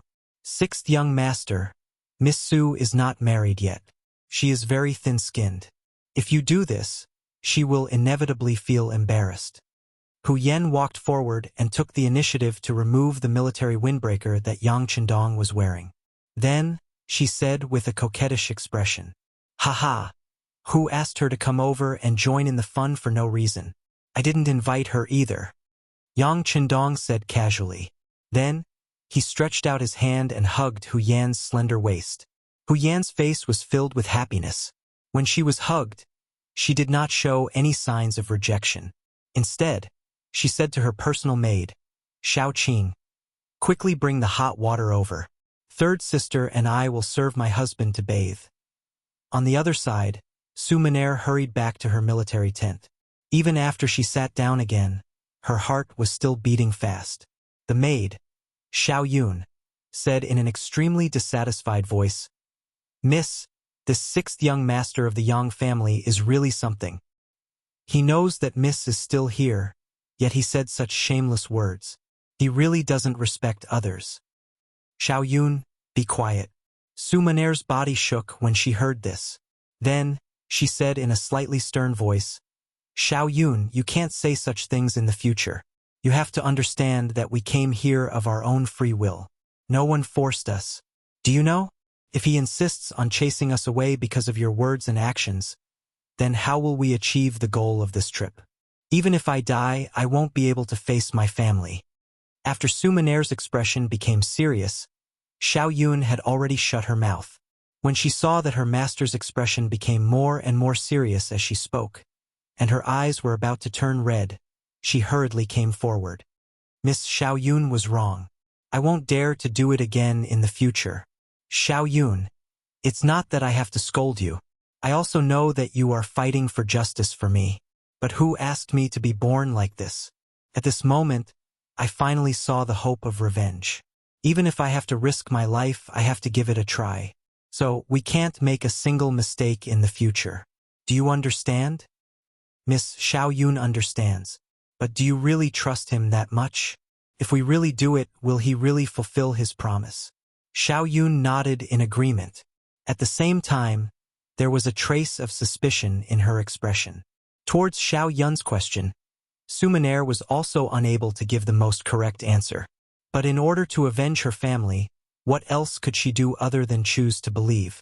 Therefore, she could only nod and shake her head as she said, I don't know either, but he shouldn't go back on his word. He wouldn't lie to me, right? Miss, let's hope so. Let's hope our sacrifice is worth it. All right, it's late. Miss, you should sleep first. Xiao Yun sighed in her heart. She didn't know if what Miss was doing was right or wrong, but there was one thing that was not wrong, and that was that she would definitely follow by Miss's side. Even in the face of death, she would not retreat half a step. That night, Sumaner couldn't sleep. After that, she even had a nightmare. That was, she had completed her mission, but the person who promised her didn't avenge the Su family. On the contrary, the sixth young master of the Yang family, who was harmed by her, even came to question her with a bloody face. She was scared half to death in her dream. That night, Yang Chendong naturally slept extremely well. Hugging left and right, it didn't take long for him to enter a sweet dream. He really slept all the way until dawn. That night, Wang Yong didn't sleep at all. First, he cut Chang Yuan over 100 times.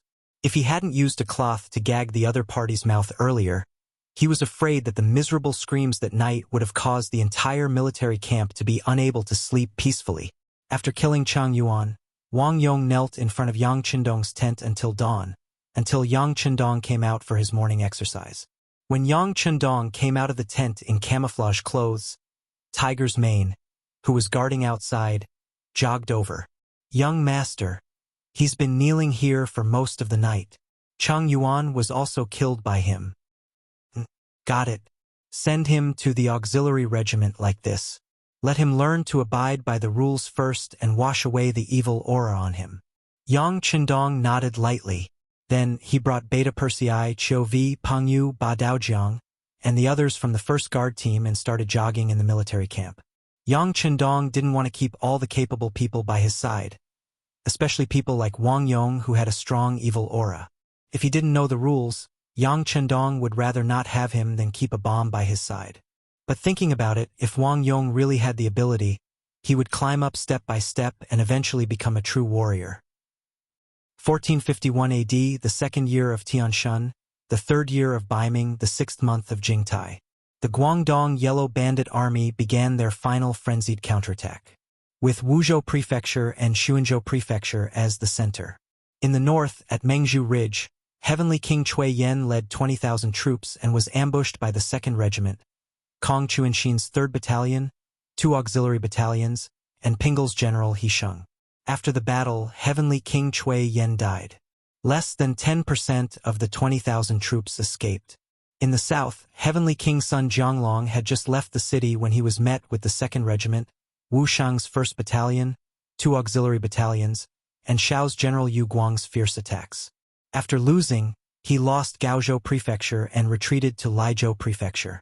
Facing the 40 rocket launchers, he couldn't defend the city and retreated to the seaside to leave. However, not long after, there was no more news. What the others did not know was that the Yang family's navy was already waiting for them at sea. Under the personal leadership of the navy's first commander Yu Guang, in less than an hour, the ship that Sun Jianglong and his 15,000 men were on was destroyed at sea. Another 13,000 survivors were salvaged, while over 1,000 others lost their lives in the sea. In the west, with Xuanzhou Prefecture as the starting point, Heavenly King Ru Honghai led 30,000 troops to test the waters of Nanning Prefecture and Liuzhou Prefecture of Guangxi. However, because the enemy was well prepared and had the advantage in numbers, the attacks were neutralized. In the end, after losing 10,000 troops, they retreated to Xuanzhou Prefecture to rest. At this point, Huang Yuliang's so-called four-sided attack strategy had completely collapsed. Not only that, the east and north of Wuzhou Prefecture had already been stationed by the southern Ming army to suppress the bandits. At this moment, the people in the city were in a state of panic. Some of the leaders also had their own thoughts and plans. This was already the third day since Yang Chendong brought troops to Wuzhou Prefecture. Ever since he arrived 3 days ago, he didn't immediately attack the city. On the contrary, he ordered people to defend it tightly. From time to time, the drums of the army would sound, causing the Huang bandits in the city to be like birds startled by the twang of a bow. Kong Lingxin's 3 battalions to the north also had the same attitude. They also surrounded the enemy without attacking, and their war drums beat loudly. Yang Chendong's actions had once confused Guanyin and Ma Wei. The two of them walked into the large military tent and came in front of the 6th young master. Imperial Envoy. Once the 2 generals entered the tent, they cupped their fists and bowed. The 2 generals have come. Serve tea. Yang Chendong wasn't wearing a military uniform. Instead, he wore a normal green robe. Just from this, it could be seen that he didn't have any desire to fight. At this moment, he was holding a brush and practicing calligraphy. No need. Guanyin waved his hand and refused the good intentions. He raised his head to look at Yang Chendong and said in a serious tone, "Imperial Envoy, I don't know why the Huang bandits are right in front of you, but you must surround them and not attack? Please teach me." Guanying's attitude was even cold. Yang Chendong saw all of this and let out a long breath in his heart. At the very beginning, Guanyin had treated him with this attitude. Yang Chendong didn't pay attention to it. Instead, he used practical actions to wake the other up. He let him know what it meant to shock the world with a single brilliant feat. Guanying's attitude towards him had changed completely after the victory at the Battle of Canton Prefecture City. However, ever since he openly snatched the captive Cheng Yuan in Zhaoqing Prefecture, the relationship between the two had clearly changed. They became much more unfamiliar. Now, he had directly come to question him. Could be seen that this person truly had a problem with him. At some point in time, Yang Chendong even had the thought of recruiting him for his own use. Guanyin was indeed a talent. At least, he was much more pragmatic than some of the other Ming Dynasty generals. However, a general of the Southern Ming Dynasty was still a general of the Southern Ming Dynasty. His heart was still more inclined towards the Great Ming. This kind of person could be called a loyal official, but could also be called a foolishly loyal general. They all had a similar characteristic. They wouldn't easily change their original intentions. In other words, it was very difficult to change the mentality of these people. Take Yu Qian, for example. He was also foolishly loyal. However, Yang Chendong had spent a lot of effort on him. Under the influence of nearly a year in Crimson City, even a stone's heart could melt. Finally, the environment changed a person. Yu Qian had become an important official of the Yangxia dynasty. He was in charge of the affairs of Crimson City and the nearby cities. He had also displayed his ability to manage everything in an orderly manner. Yu Qian could be changed because in Yang Chendong's heart, he was a very capable person. He was worth the price to attack his heart. However, although Guanyin was a good general, he wasn't unique.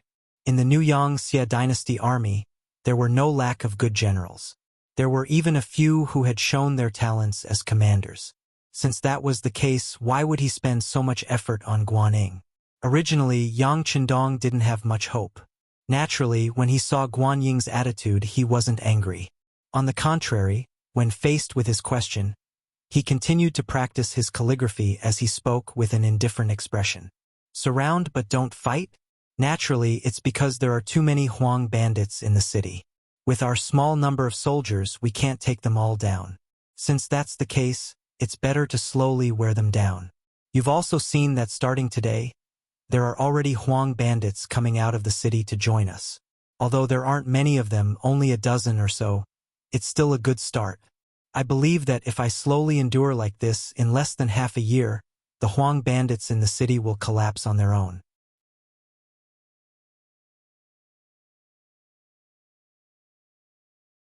Chapter 393. What Yang Chendong said was an understatement, and the method was indeed appropriate. Based on what he said, the Huang bandit army would not all surrender in half a year. However, it would be much easier to attack the city at that time. However, how could Guanyin wait for half a year? During the chaos in Yunnan, the Southern Ming army was forced to retreat step by step. The initial problem had become an existence that threatened the foundation of the country. In comparison, the Huang bandit army was not worth mentioning.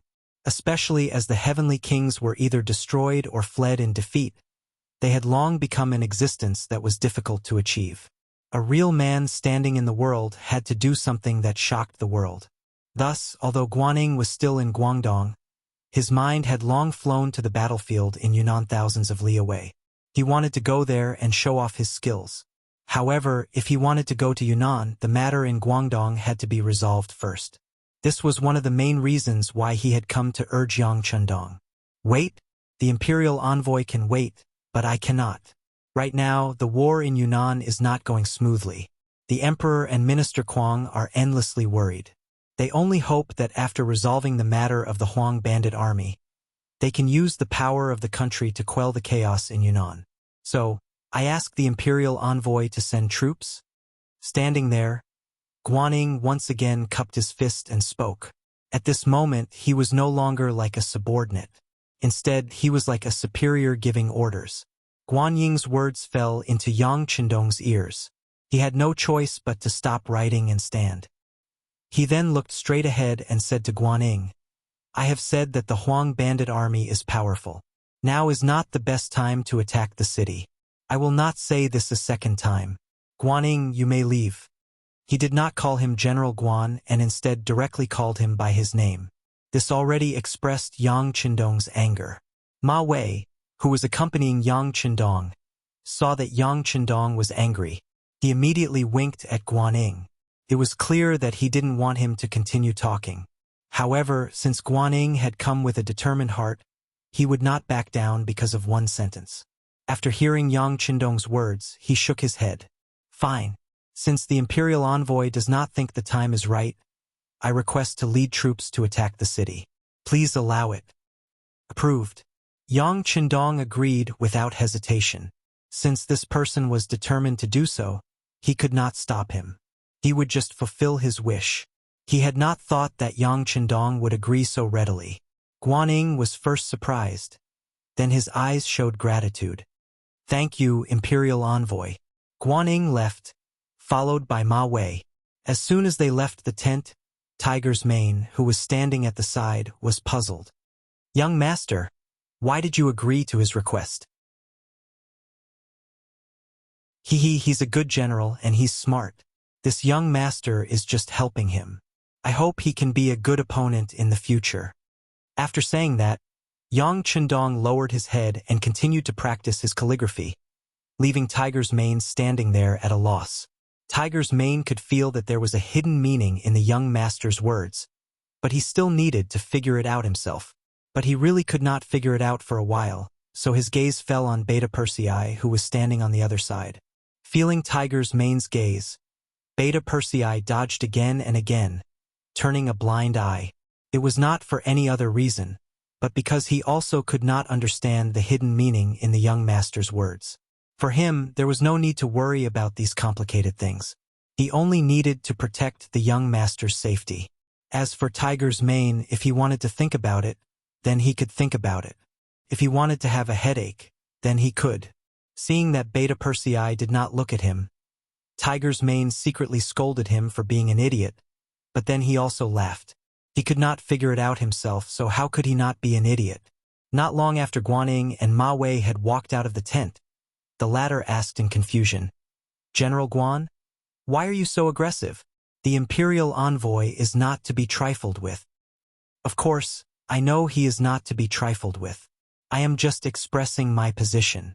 Guanyin stood still and then let out a long breath as if he was very relaxed. Expressing your position? Ma Wei's face was full of confusion. Yes, expressing your position. General Ma is different from me. You are the commander of the Guangdong Guards, and Guangdong has just experienced war. I'm afraid you will need to stay here to guard for a while. After everything is settled, I will return to Jingdo. When the time comes, I will be rewarded. Under the glory, I will naturally be envied. It is inevitable that there will be villains who will slander the emperor. At this time, falling out with the imperial envoy is expressing my position. This way, I will not be suspected by others. This is one of the reasons. Although these few battles seem to be going smoothly, in reality, it is all due to the efforts of the imperial envoy and the mercenaries. We have always been dispensable existences. In order to prove ourselves, we need to fight a real battle. This is also where we have the opportunity to perform. Guanyin spoke the thoughts in his heart completely because he knew Ma Wei would not be able to return to Jingdo to take up a post for a while. To people who could not threaten him, he could open up some of his heart. Of course, if he didn't make the matter clear, Ma Wei would probably not fully cooperate with him. This would also be very difficult for him to take down Wuzhou. This was also one of the important reasons. After being said like this, Ma Wei finally understood.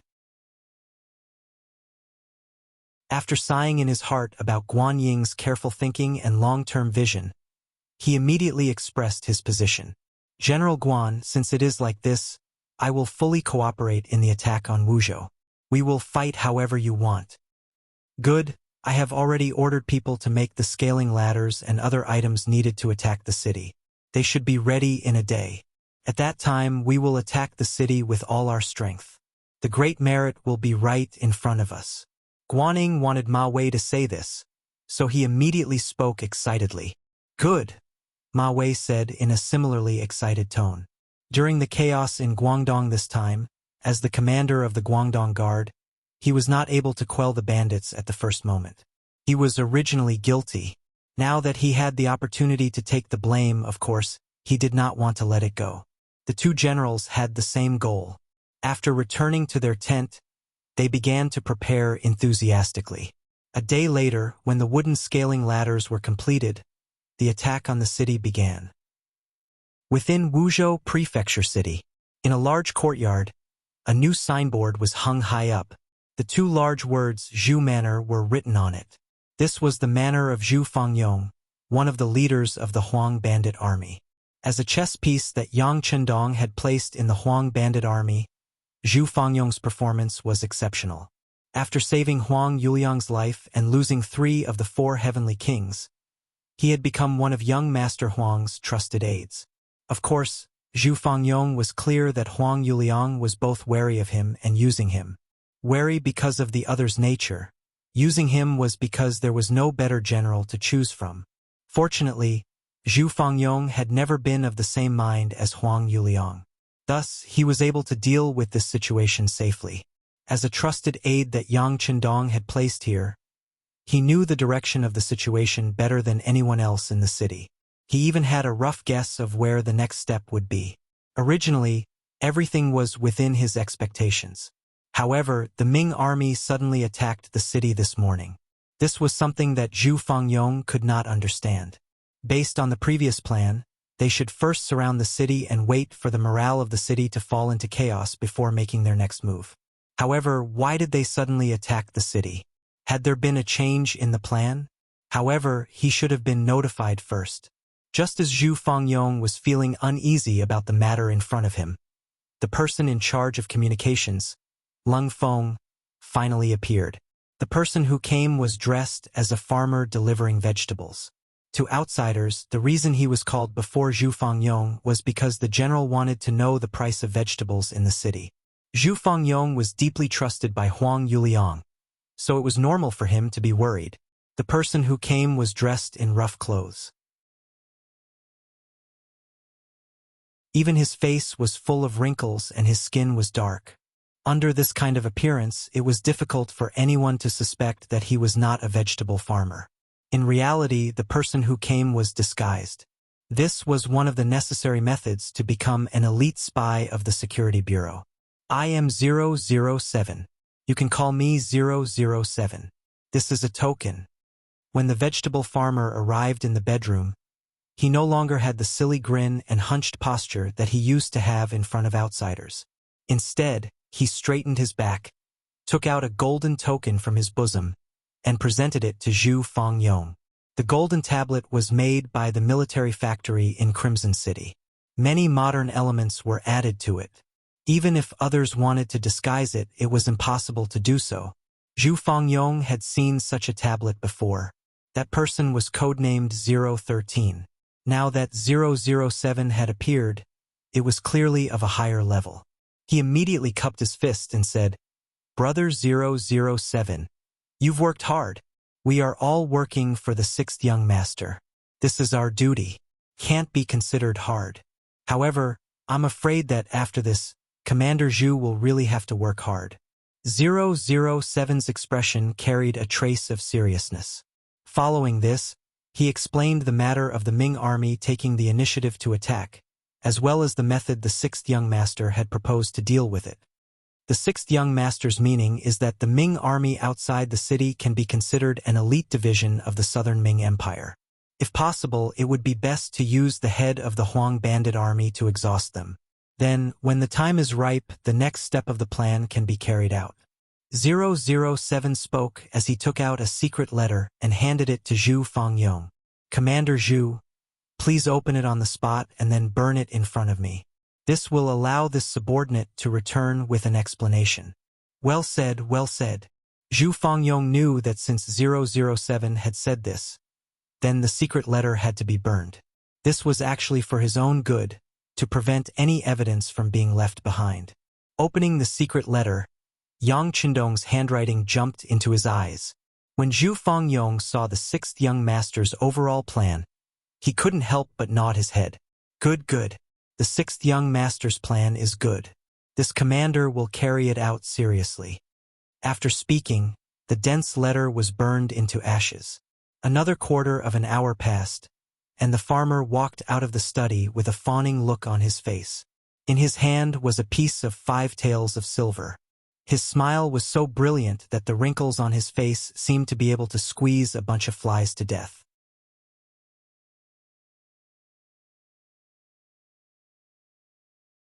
Chapter 394. The Ming army had started to attack the city. Guanning didn't just do it for the sake of showing off. Before the battle, he had indeed done a lot of things. One of the most important things was to learn the management methods of the mercenary army. He recruited a lot of strong captives into the army and then took care of them. He also said that whoever could make a great contribution in the next battle would be rewarded with money, meat, and even an official position. This was also Guan Ying's decision to make an exception. Normally, people who were guilty would not even be able to obtain the status of a good citizen.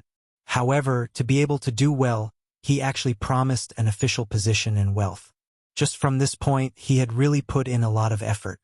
Not talking about the official position, just the fact that before entering the battlefield, he had given the attacking soldiers a full meal and provided them with enough meat was enough to make many people shed tears of gratitude.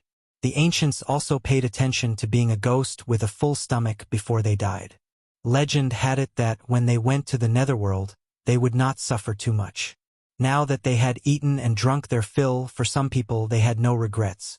Using them to attack the city was indeed shocking. Just the first wave of attack had allowed them to rush up to the top of the city tower of Wuzhou City. If Zhu Fangyong had not brought people over in time, this wave of attack might have broken through the city. Reality proved that as long as one used the right method, the morale of the army could be used. He called the original Huang bandit captives to the training grounds of the camp. With good wine and meat, General Guanning, whose face was filled with excitement, was planning the attack plan for the next day. Outside the camp, some of the rich people who were originally in the Wuzhou house brought good wine and meat to help the army. To them, there were too many immovable assets in the city. The earlier they took down the city, the earlier they could take back what belonged to them and the earlier they could return to their normal lives. Within the mercenary camp, it was extremely quiet.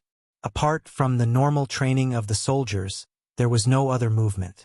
Inside the large tent, it was not as peaceful as it seemed from the outside. Commander Luo Pe, Commander Lu Zhua, and the others were listening to the battle reports from the front lines, waiting for the latest orders from the sixth young master. Everyone was in the tent, listening attentively to the reports from the scouts they had sent out about the scene of the siege today. When they talked about how the Ming army had actively attacked the city, how the first wave of attacks had charged up the city tower without any hesitation, and how they had almost taken down Wuzhou City, everyone's face was filled with shock. Since when did the Ming army possess such powerful combat strength? In their eyes, the Ming army was just a bunch of weaklings.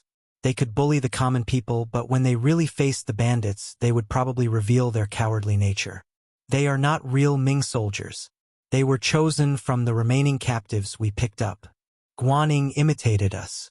After providing them with a few meals, he promised them that they would be promoted and become rich after the siege. Yang Chundong saw that everyone was discussing fervently below, with faces filled with disbelief. Thus, he explained the real reason. After saying all this, Yang Chindong's gaze swept across the crowd and continued. Reality has proven that arrogance will definitely lead to mistakes. Luckily, this time the Ming army was dealing with the yellow bandits. What if they were targeting us? If we were arrogant, wouldn't we be at a disadvantage? Facing Yang Chindong's question, the officers first looked at each other. Then, the commander of the auxiliary troops, Lu Zhua, stood out and said, "Sixth young master, we have the most advanced firearms in the world. Even if they were to come, we would not be afraid of them. We will definitely wipe them all out." Yes, yes. The other officers also nodded their heads, clearly agreeing with this point of view. Yang Chundong, who was sitting at the head of the table, saw that the officers were still full of confidence and could not help but twitch the corner of his mouth. He said with a somewhat sarcastic tone, "Yes, we have the most advanced firearms in the world. This is our advantage and perhaps our only advantage. Perhaps once we lose our weapons, we are no different from the Ming army. If we are heavily surrounded, how many bullets can you bring? There will be a day when you run out of bullets. At that time, won't we be surrounded like dumplings and be completely wiped out?" At this moment, the officers were dumbfounded. They suddenly realized that they originally thought that they were invincible, but after analyzing it, it seemed that the truth was not so. Therefore, we are not strong enough. If we want to become the strongest army in the world, it is not enough to just have advanced weapons. We also need a strong heart and a strong will to fight. No matter what kind of enemy we meet, we will not be afraid and will not take a step back. From today onwards, the training will be doubled. Other than firearms, everyone will also have to seriously practice the use of cold weapons and the 3-3 system. In short, no matter what, even if our soldiers are unarmed, they must have the confidence and certainty to defeat any enemy. Yang Chundong suddenly stood up and said with an incomparably sharp voice, "Yes." The officers below all stood up. The sixth young master had pointed out everyone's shortcomings, so they had to correct them. This was not as simple as following orders. At the crucial moment, a well-trained army would save their own lives. After having a unified order, the military camp began to get busy. Other than the necessary personnel on duty, the other members of the 1st Guard Squad went down to the various platoons to teach the soldiers close combat tactics. For example, Tiger's Mane, Qiu Vi, Ba Daojiang, Pang Yu, and the others. Even Wang Yong, who had just joined the auxiliary soldiers, began to get busy. They all became instructor-like figures and began to walk into the military camp. They faced the normal soldiers and taught them the way of fighting. The Ming army and mercenaries were all hurrying their preparations. In the hall of the Wuzhou government yamen, the bandit leader Huang Yuliang was currently raging. He, who had gathered all the generals, first killed the general in charge of defending the city in front of everyone. Then he rewarded Zhu Fangyong, who had provided assistance. Afterwards, his anger seemed to have subsided greatly. Sitting on the seat of the former Wuzhou Zhizhou, he looked at everyone and said, "You have to know that once the city gate is broken, we will all die. Even if it is for your own safety, I ask that everyone do their best. I also ask that everyone follow General Zhu Fangyong's example." Yes, young Master Huang. The high-ranking officers and leaders standing below all agreed. However, there were only a few people who truly listened to these words. Even Huang Yuliang did not have much confidence in his heart. "You can all leave. Manage your brothers well and be prepared to go up the city gate tower to fight at any time. General Zhu, stay." Waving his hand, Huang Yuliang had an expression of tiredness and irritation. "We will leave." After the other generals all cupped their fists and said this, they left in 2s and 3s. As they walked, they whispered something. It was clear that they were analyzing the situation in front of them. Some of them were probably even spreading words that were unfavorable to the bandit army. If this were in the past, no one would dare to do all of this. However, 2 of the 4 heavenly kings were dead, 1 was missing, and only 1 was left. In this situation, Huang Yuliang's control over the army was clearly not as good as before. At this moment, it seemed that he could only allow these people to casually say whatever they wanted. There was nothing he could do. Everyone left, leaving only Huang Yuliang, 2 guards, and Zhu Fangyong standing in the middle of the hall. General Zhu, your performance today was very good. I am very satisfied. Huang Yuliang sighed as he looked at Zhu Fangyong, who was still able to organize a military force to fight against the Ming dynasty in this chaotic world and emerge victorious. This is all due to young master's good fortune. This general does not dare to claim credit. Zhu Fangyong did not forget to flatter Huang Yuliang. Haha, good. General Zhu is still the most loyal. This young master can rest assured when doing things. Huang Yuliang, who was extremely comfortable with this flattery, laughed heartily. Soon after, his tone changed.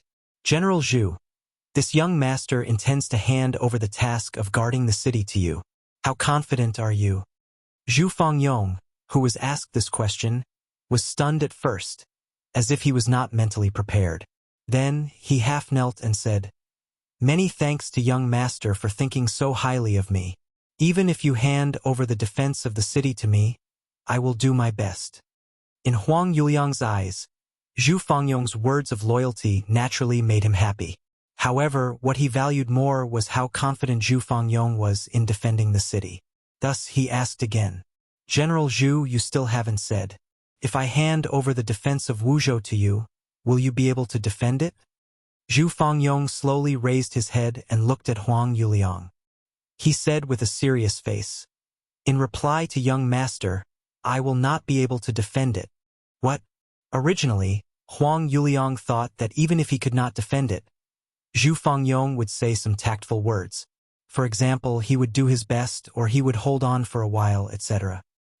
He never expected such a direct answer, which caught Huang Yuliang off guard. You will not be able to defend it? I have 60,000 soldiers, so why can't I defend a small Wuzhou prefecture? Huang Yuliang asked unhappily. Young master, please forgive me for speaking so bluntly. You also said that we are in a small Wuzhou prefecture. If we defend it for a long time, we will run out of food and water. If that's the case, there will be chaos before anyone else attacks. If that's the case, how can we defend the city? Hearing Zhu Fangyong's serious answer, Huang Yuliang's emotions gradually stabilized. Okay, then what do you think? Young master, based on my thoughts, we must give up on the Wuzhou prefecture. Give up? Continue. Huang Yuliang frowned as he listened. Yes. After Zhu Fangyong agreed, he said, The art of war says that if we defend for a long time, we will definitely lose. Without reinforcements, defending the Wuzhou prefecture to the death is the worst plan. There might even be no hope. Why not give up on this place and find a new place to settle down? It's like arranging for Ru Honghai to find a new place to settle down and develop. Internally, we can guard the city strictly and delay the Ming army's attack speed. At the same time, we also have to deal with the internal problems. This humble general is not talented, but I have arranged for some people to do some investigations. I found that some generals have long wanted to join the Ming army. If such people stay by our side, not only will they not be of help, but they will also become our cancer and hinder our development.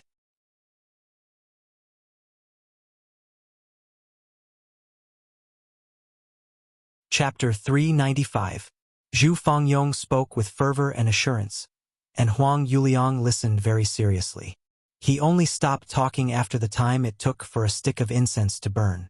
Then he stared ahead without blinking, waiting for his young master to make the final decision. From Zhu Fangyong's words, Huang Yuliang knew that Zhu Fangyong had put in a lot of effort. At least, he had carefully considered their escape route.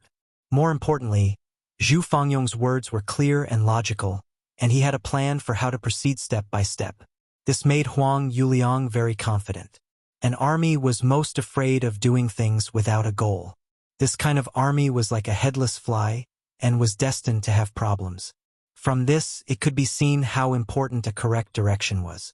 Huang Yuliang had already secretly approved of Zhu Fangyong's plan, but he still needed to ask for more details. Yes, General Zhu, please stand up. You said that you could let Heavenly King Ru find a new location, but do you have a plan? In reply to young master, I do have a plan. If possible, we can let Heavenly King Ru lead the army to the vicinity of Gaozhou Prefecture. That place is vast and sparsely populated, and the territory is large. There aren't any important towns around it, so it's beneficial for us to move around there. Once the time is right, we can raise our flag again and gather a powerful army. Zhu Fangyong, who was already prepared, explained the plan in one breath. Gaozhou Prefecture? Hearing this location, Huang Yuliang hurriedly searched for it on the map. Then he said with a suspicious expression, "Isn't there also a Ming army in Gaozhou Prefecture? Previously, Heavenly King Sun Jianglong's army was defeated there." That's right, it's there. However, just like young master said, if you didn't expect us to go there, then the Ming army would be even more surprised.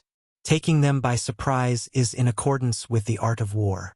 We will have a chance to appear there when they least expect it. It's precisely because it's not far from the sea that we can escape into the sea if things go wrong. This way, the Southern Ming army, which has already restricted the sea, can't do anything to us. When that time comes, we'll be like fish in the sea. Zhu Fangyong nodded heavily with a confident expression. Take them by surprise, take them by surprise. Huang Yuliang muttered to himself. Then, as if he had made up his mind, he slammed his fist on the desk. All right, let's take them by surprise and kill our way out. How about this? General Zhu's suggestion just now will be approved by this young master. I'll leave the matter of city defense to you. You will also be in charge of those disloyal generals. At the same time, you will also arrange for Heavenly King Ru to secretly attack Gao Prefecture. I hope you won't disappoint me.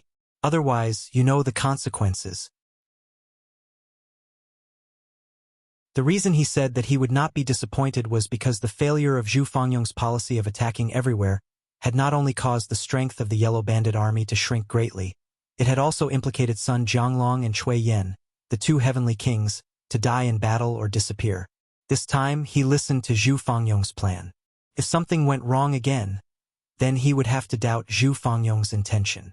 How intelligent was Zhu Fangyong? He naturally understood the hidden meaning in Huang Yuliang's words. He immediately cupped his fist and said, I'm willing to guarantee with my life that as long as Heavenly King Ru is careful, once you suddenly appear in front of Gao Prefecture City, no one will be able to stop you. All right, haha. Then this young master will take advantage of General Zhu's auspicious words. Huang Yuliang's laughter rang out in the hall. He seemed to be in a good mood at this moment. Huang Yuliang trusted Zhu Fangyong again. Even though he knew that there were risks in doing so, he didn't have any better methods to deal with the current situation. Thus, he might as well give it another try. Of course, he didn't completely trust Zhu Fangyong. He still arranged for a group of personal guards to follow Zhu Fangyong and watch his every move. If they discovered that Zhu Fangyong was doing anything improper, they would probably raise their blades and cut off his head. Zhu Fangyong didn't show any signs of resentment towards the fact that someone was watching him. On the contrary, he even entertained these people with good food and drinks. Furthermore, he would bring them along whenever he did something. He acted as if he was innocent and wasn't afraid of being investigated. After gaining Huang Yuliang's trust on the surface, Zhu Fangyong started to do things boldly. First, he captured some of the generals in the Huang bandit army who weren't ready to fight. Then, he stripped them of their military power and made them his subordinates. At the same time, he strengthened the defense of the city and made it look like he was going to fight to the death with the Ming army. Zhu Fangyong's deployment was well-planned and orderly. This caused the Ming army to face a lot of trouble in the next few sieges. There were many casualties in the fierce battle above and below Shuangfang City. In the end, they managed to protect the Wuzhou prefecture and didn't let the Ming army enter the city. With the city protected, Huang Yuliang was naturally much more satisfied with Zhu Fangyong. At this moment, News came from Heavenly King Ru. They followed Zhu Fangyong's suggestion and suddenly appeared outside Gaozhou Prefecture. As expected, they didn't spend much effort to retake the city. With this, they found a new path of retreat for the Huang bandit army. After hearing this news, Huang Yuliang was naturally elated and had a higher opinion of Zhu Fangyong. As Gaozhou was taken down, the Huang bandit army had a path of retreat. Huang Yuliang started to make arrangements to leave Wuzhou Prefecture. For this, he once again called Zhu Fangyong over and asked him for a plan. After Zhu Fangyong, who was covered in blood and killing intent, entered the Great Hall, there was already a seat waiting for him. According to Huang Yuliang, after this battle, he would promote Zhu Fangyong to one of the 4 heavenly kings. "Thank you, young master," Zhu Fangyong said gratefully. "Haha, Fangyong, there is no need to be angry.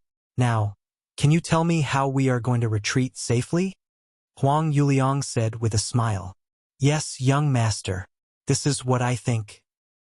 Below Wuzhou City, Guanning and Ma Wei rode on their horses tiredly.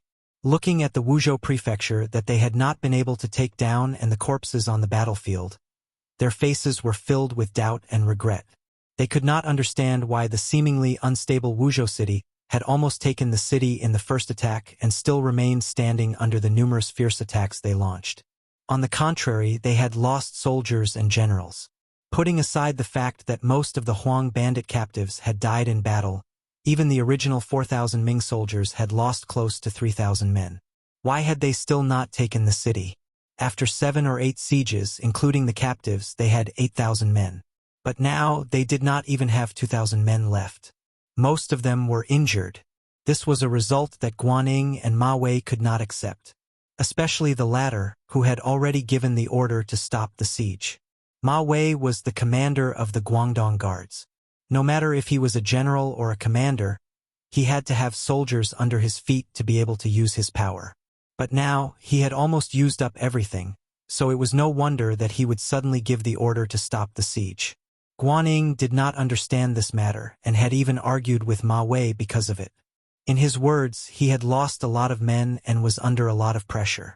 The Huang bandit army was also not having a good time. Now, it was up to who could last longer. Perhaps after another fierce siege, they would be able to take down the city tower and take down the Wuzhou Prefecture. Ma Wei shook his head and did not agree with Guanying's words. Disregarding everything else, even if they took down the Wuzhou Prefecture with the amount of military power he had, it would be difficult for them to do much. They probably did not even have enough people to watch over the captives, so how could they talk about defending the city? Ma Wei very happily rejected Guanying's idea of attacking the city again. He prepared to rest and build up strength. He would wait for the internal strife within Wuzhou City to happen as the imperial envoy had said so that he could benefit from it. However, just as this plan was prepared, an unexpected situation occurred. The city gates of Wuzhou Prefecture suddenly opened. Thousands of people holding all kinds of weapons charged out and charged into the unprepared Ming army camp. Everything that happened so suddenly was completely out of their expectations. Caught unprepared, they were actually caught off guard by the Huang bandit army. Within the camp, many of the injured soldiers were killed. Even Guanning, because he could not retreat in time, was entangled with people and had an additional knife wound on his body. Fortunately, at the crucial moment, the mercenary army moved out. They held the 9.5 in their hands and shot at the Huang bandit army from a distance. Immediately after, thousands of auxiliary soldiers and temporary auxiliary soldiers suddenly charged out. Under the powerful aura, they quickly crumbled the morale of the Huang bandit army and defeated them in the Ming army camp. After the Huang bandit army soldiers who had left the city were killed or captured, the mercenary army directly charged toward Wuzhou City. Unexpectedly, it went very smoothly. Other than a few banners that the Huang bandit army had stuck into the city tower, all of the Huang bandit army had disappeared. Even most of the common people in the city had been taken away. The Wuzhou Prefecture, which was almost empty, was taken down so easily. However, it was clear that Yang Qindong was not satisfied. He called over Guanning and Ma Wei to talk about continuing the pursuit. After the Huang bandit army has lost the Wuzhou Prefecture, they have no place to stay. This is the best time to pursue and kill them. Otherwise, once they find a new place and continue to develop, it will not be long before they rise up again and become a problem for the court. Faced with Yang Qindong's righteous words, Guanyin and Ma Wei lowered their heads. How could the two of them not understand this logic? It was just that right now they only had 1,000 soldiers.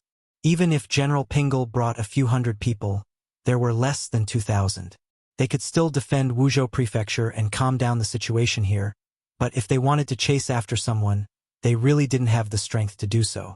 The two of them did not speak. Yang Chundong pretended not to understand and asked, "What? Do the two generals have any objections?" No. However, after attacking Wuzhou City for the past few days, our vitality has been greatly damaged. Now we lack soldiers and are trapped. It is time for us to reorganize. We really do not have the strength to chase after the Huang bandit army. This heavy responsibility will probably fall on the shoulders of the mercenary army and the imperial envoy. Ma Wei and Guanyin spoke with pleading expressions.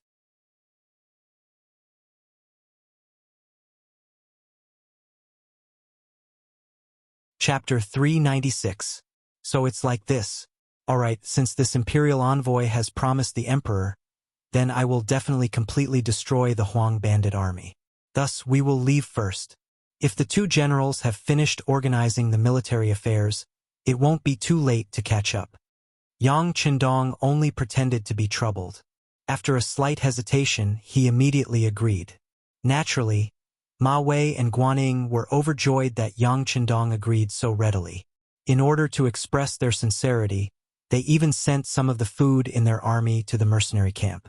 Then, they watched as the mercenary army left Wuzhou to chase after the Huang bandit army. No matter what, the matter of the Huang bandit army has been taken care of. Soon we will be able to report to the emperor. Ma Wei muttered to himself. When Guanyin heard these words, his self-reproach lessened a lot. What the two of them did not know was that all of this was Yang Qindong's plan. Zhu Fangyong's action of leaving the city was one of his plans.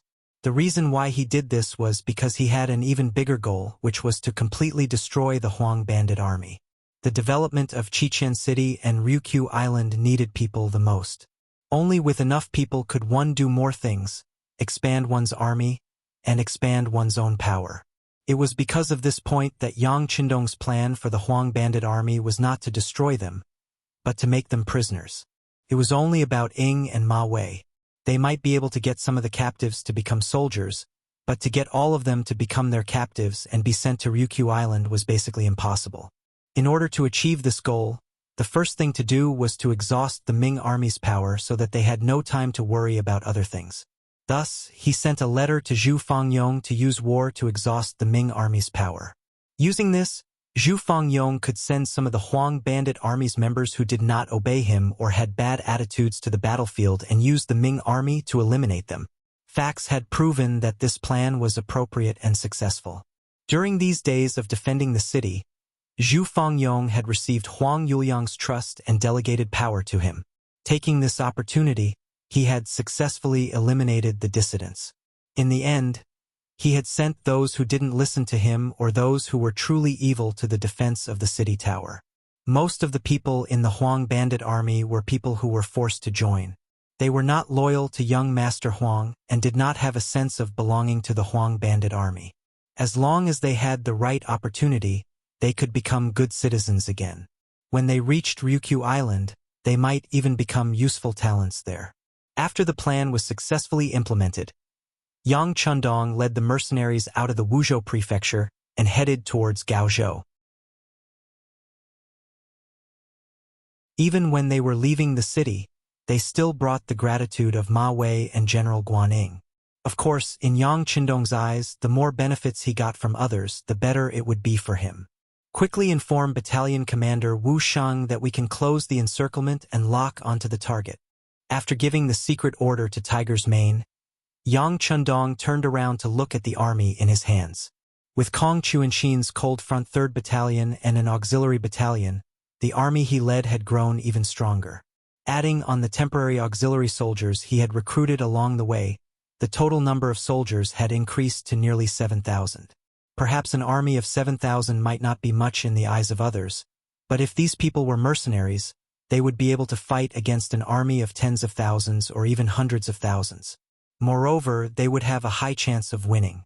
Huang Yuliang listened to Zhu Fangyong's suggestion and first sent his only heavenly king, General Ru Honghai, to attack Gaozhou Prefecture. After occupying the city, he gave up on the entire Wuzhou Prefecture and led most of the citizens to Gaozhou City in the southeast. Huang Yuliang didn't understand why he had to lead 40,000 citizens in Wuzhou Prefecture.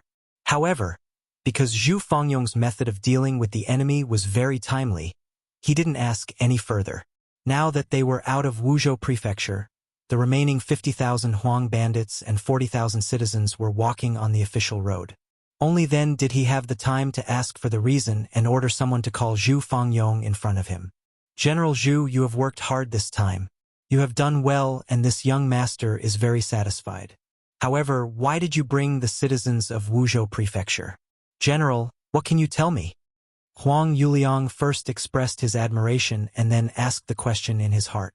Young master, you are very knowledgeable. You must have heard that water can carry a boat, but it can also capsize a boat. If you want to change the world, you must first obtain the support of the citizens because they are the foundation of a country. This is why I brought them this time. There are also two benefits. Zhu Fangyong, who had been prepared, didn't use much effort to answer this question. Two benefits? What are they? Huang Yuliang became spirited and asked curiously. First, young master didn't forget to take the citizens with you when you left the city. This is enough to prove that you have the citizens in your eyes and treat them as your own people. If this matter spreads out, won't young master's good name spread far and wide? This is a way to buy people's hearts without spending money. Second, when an army marches, there are always things that require manpower. For example, transporting grain, cooking, and washing for the soldiers. We men can't do these things well. With these people, it means we have a lot of free labor. Why not? With their hands free, our soldiers can focus on traveling and recover their energy. Once we fight with the Ming army, they will be able to use their strength better. Isn't this the best of both worlds? General, we have robbed so many cities. Right now, we don't lack grain and even have money left over. Isn't it a good thing that we can use the extra grain to get so many people to work for us? As for when we don't have enough grain in the future, we can think of a way to get them to leave. At that time, no matter where they go, they will think of young master's kindness and want to eat and wear warm clothes with you. If that's the case, once they hear about your news, who wouldn't want to come and seek refuge with you? Why would we worry about not having enough soldiers? Wouldn't the army grow stronger? Zhu Fangyong said a lot in a row. Every time he mentioned something, Huang Yuliang felt his eyes light up. Good. General Zhu is indeed far-sighted. With General Zhu, there is no need to worry about the world being unstable. Like this, from today onwards, General Zhu will be one of the 4 heavenly kings under this young master. Hearing this reward, Zhu Fangyong's heart was filled with joy. However, he still pretended to be grateful. Many thanks for young master's nurturing. Fangyong will definitely do his best to repay young master's kindness. Ha! Well said. Huang Yuliang laughed heartily. He was happy that he had obtained such a loyal and capable subordinate. However, he didn't know that from now on, his little life was in the hands of others. Zhu Fangyong had officially become one of the 4 heavenly kings. This made his authority grow unprecedentedly. Many military leaders used the opportunity to congratulate him to express their loyalty. As a result, his influence in the Huang bandit army grew larger and larger. In fact, he could even make decisions on many matters without needing to report to Huang Yuliang. All of this gave Zhu Fangyong more support for his plan to complete the 6th young master. Gaozhou Prefecture. After Heavenly King Ru Honghai used a surprise attack to occupy this place, he gradually became arrogant. As one of the old 4 heavenly kings, Ru Honghai wasn't as brave as Gung Jun, nor as tall as Cui Yen. He wasn't as familiar with naval battles as Sun Jianglong. He was able to become one of the heavenly kings mostly because of his obedient personality. Among the 4 heavenly kings, the one that Huang Yuliang trusted the most was probably the ugly and average-looking Ru Honghai. There was no one else. His luck wasn't bad, and he actually managed to survive until now.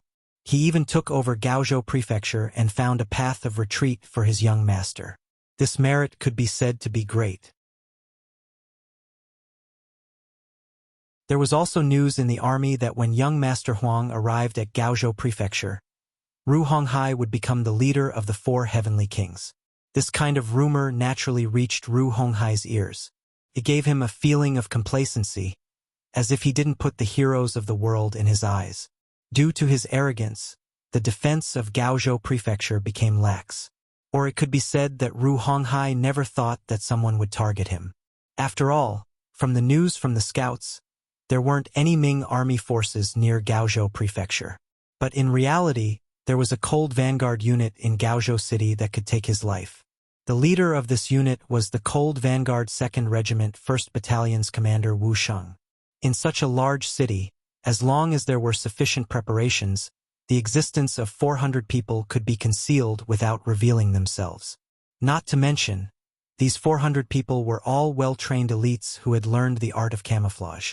Previously, the Gaozhou Prefecture was breached by Wu Sheng and his men, which gave him ample time to hide. When Ru Honghai brought the Huang bandits into the city, the auxiliary camp retreated according to plan. Only Shao Prefecture's General Yu Guang and less than 1,000 people were left here to resist for a while before they couldn't leave. The effective resistance still existed. This strengthened Ru Honghai's belief that the Ming army was inferior to him. It also created enough opportunity for Wu Sheng and his men to stay. As Ru Honghai's troops occupied Gaozhou Prefecture for longer and longer, the time for Wu Sheng's Cold Vanguard unit to act was also getting closer and closer. Inform everyone, it's tonight. Finally, when the scouts of the Security Bureau infiltrated Gaozhou Prefecture and successfully contacted Wu Sheng, the orders from above were also delivered. The Cold Vanguard unit was about to act. You're tuning in to the Journey of the Soul YouTube channel. Don't forget to subscribe and join us on this journey to catch the most captivating stories.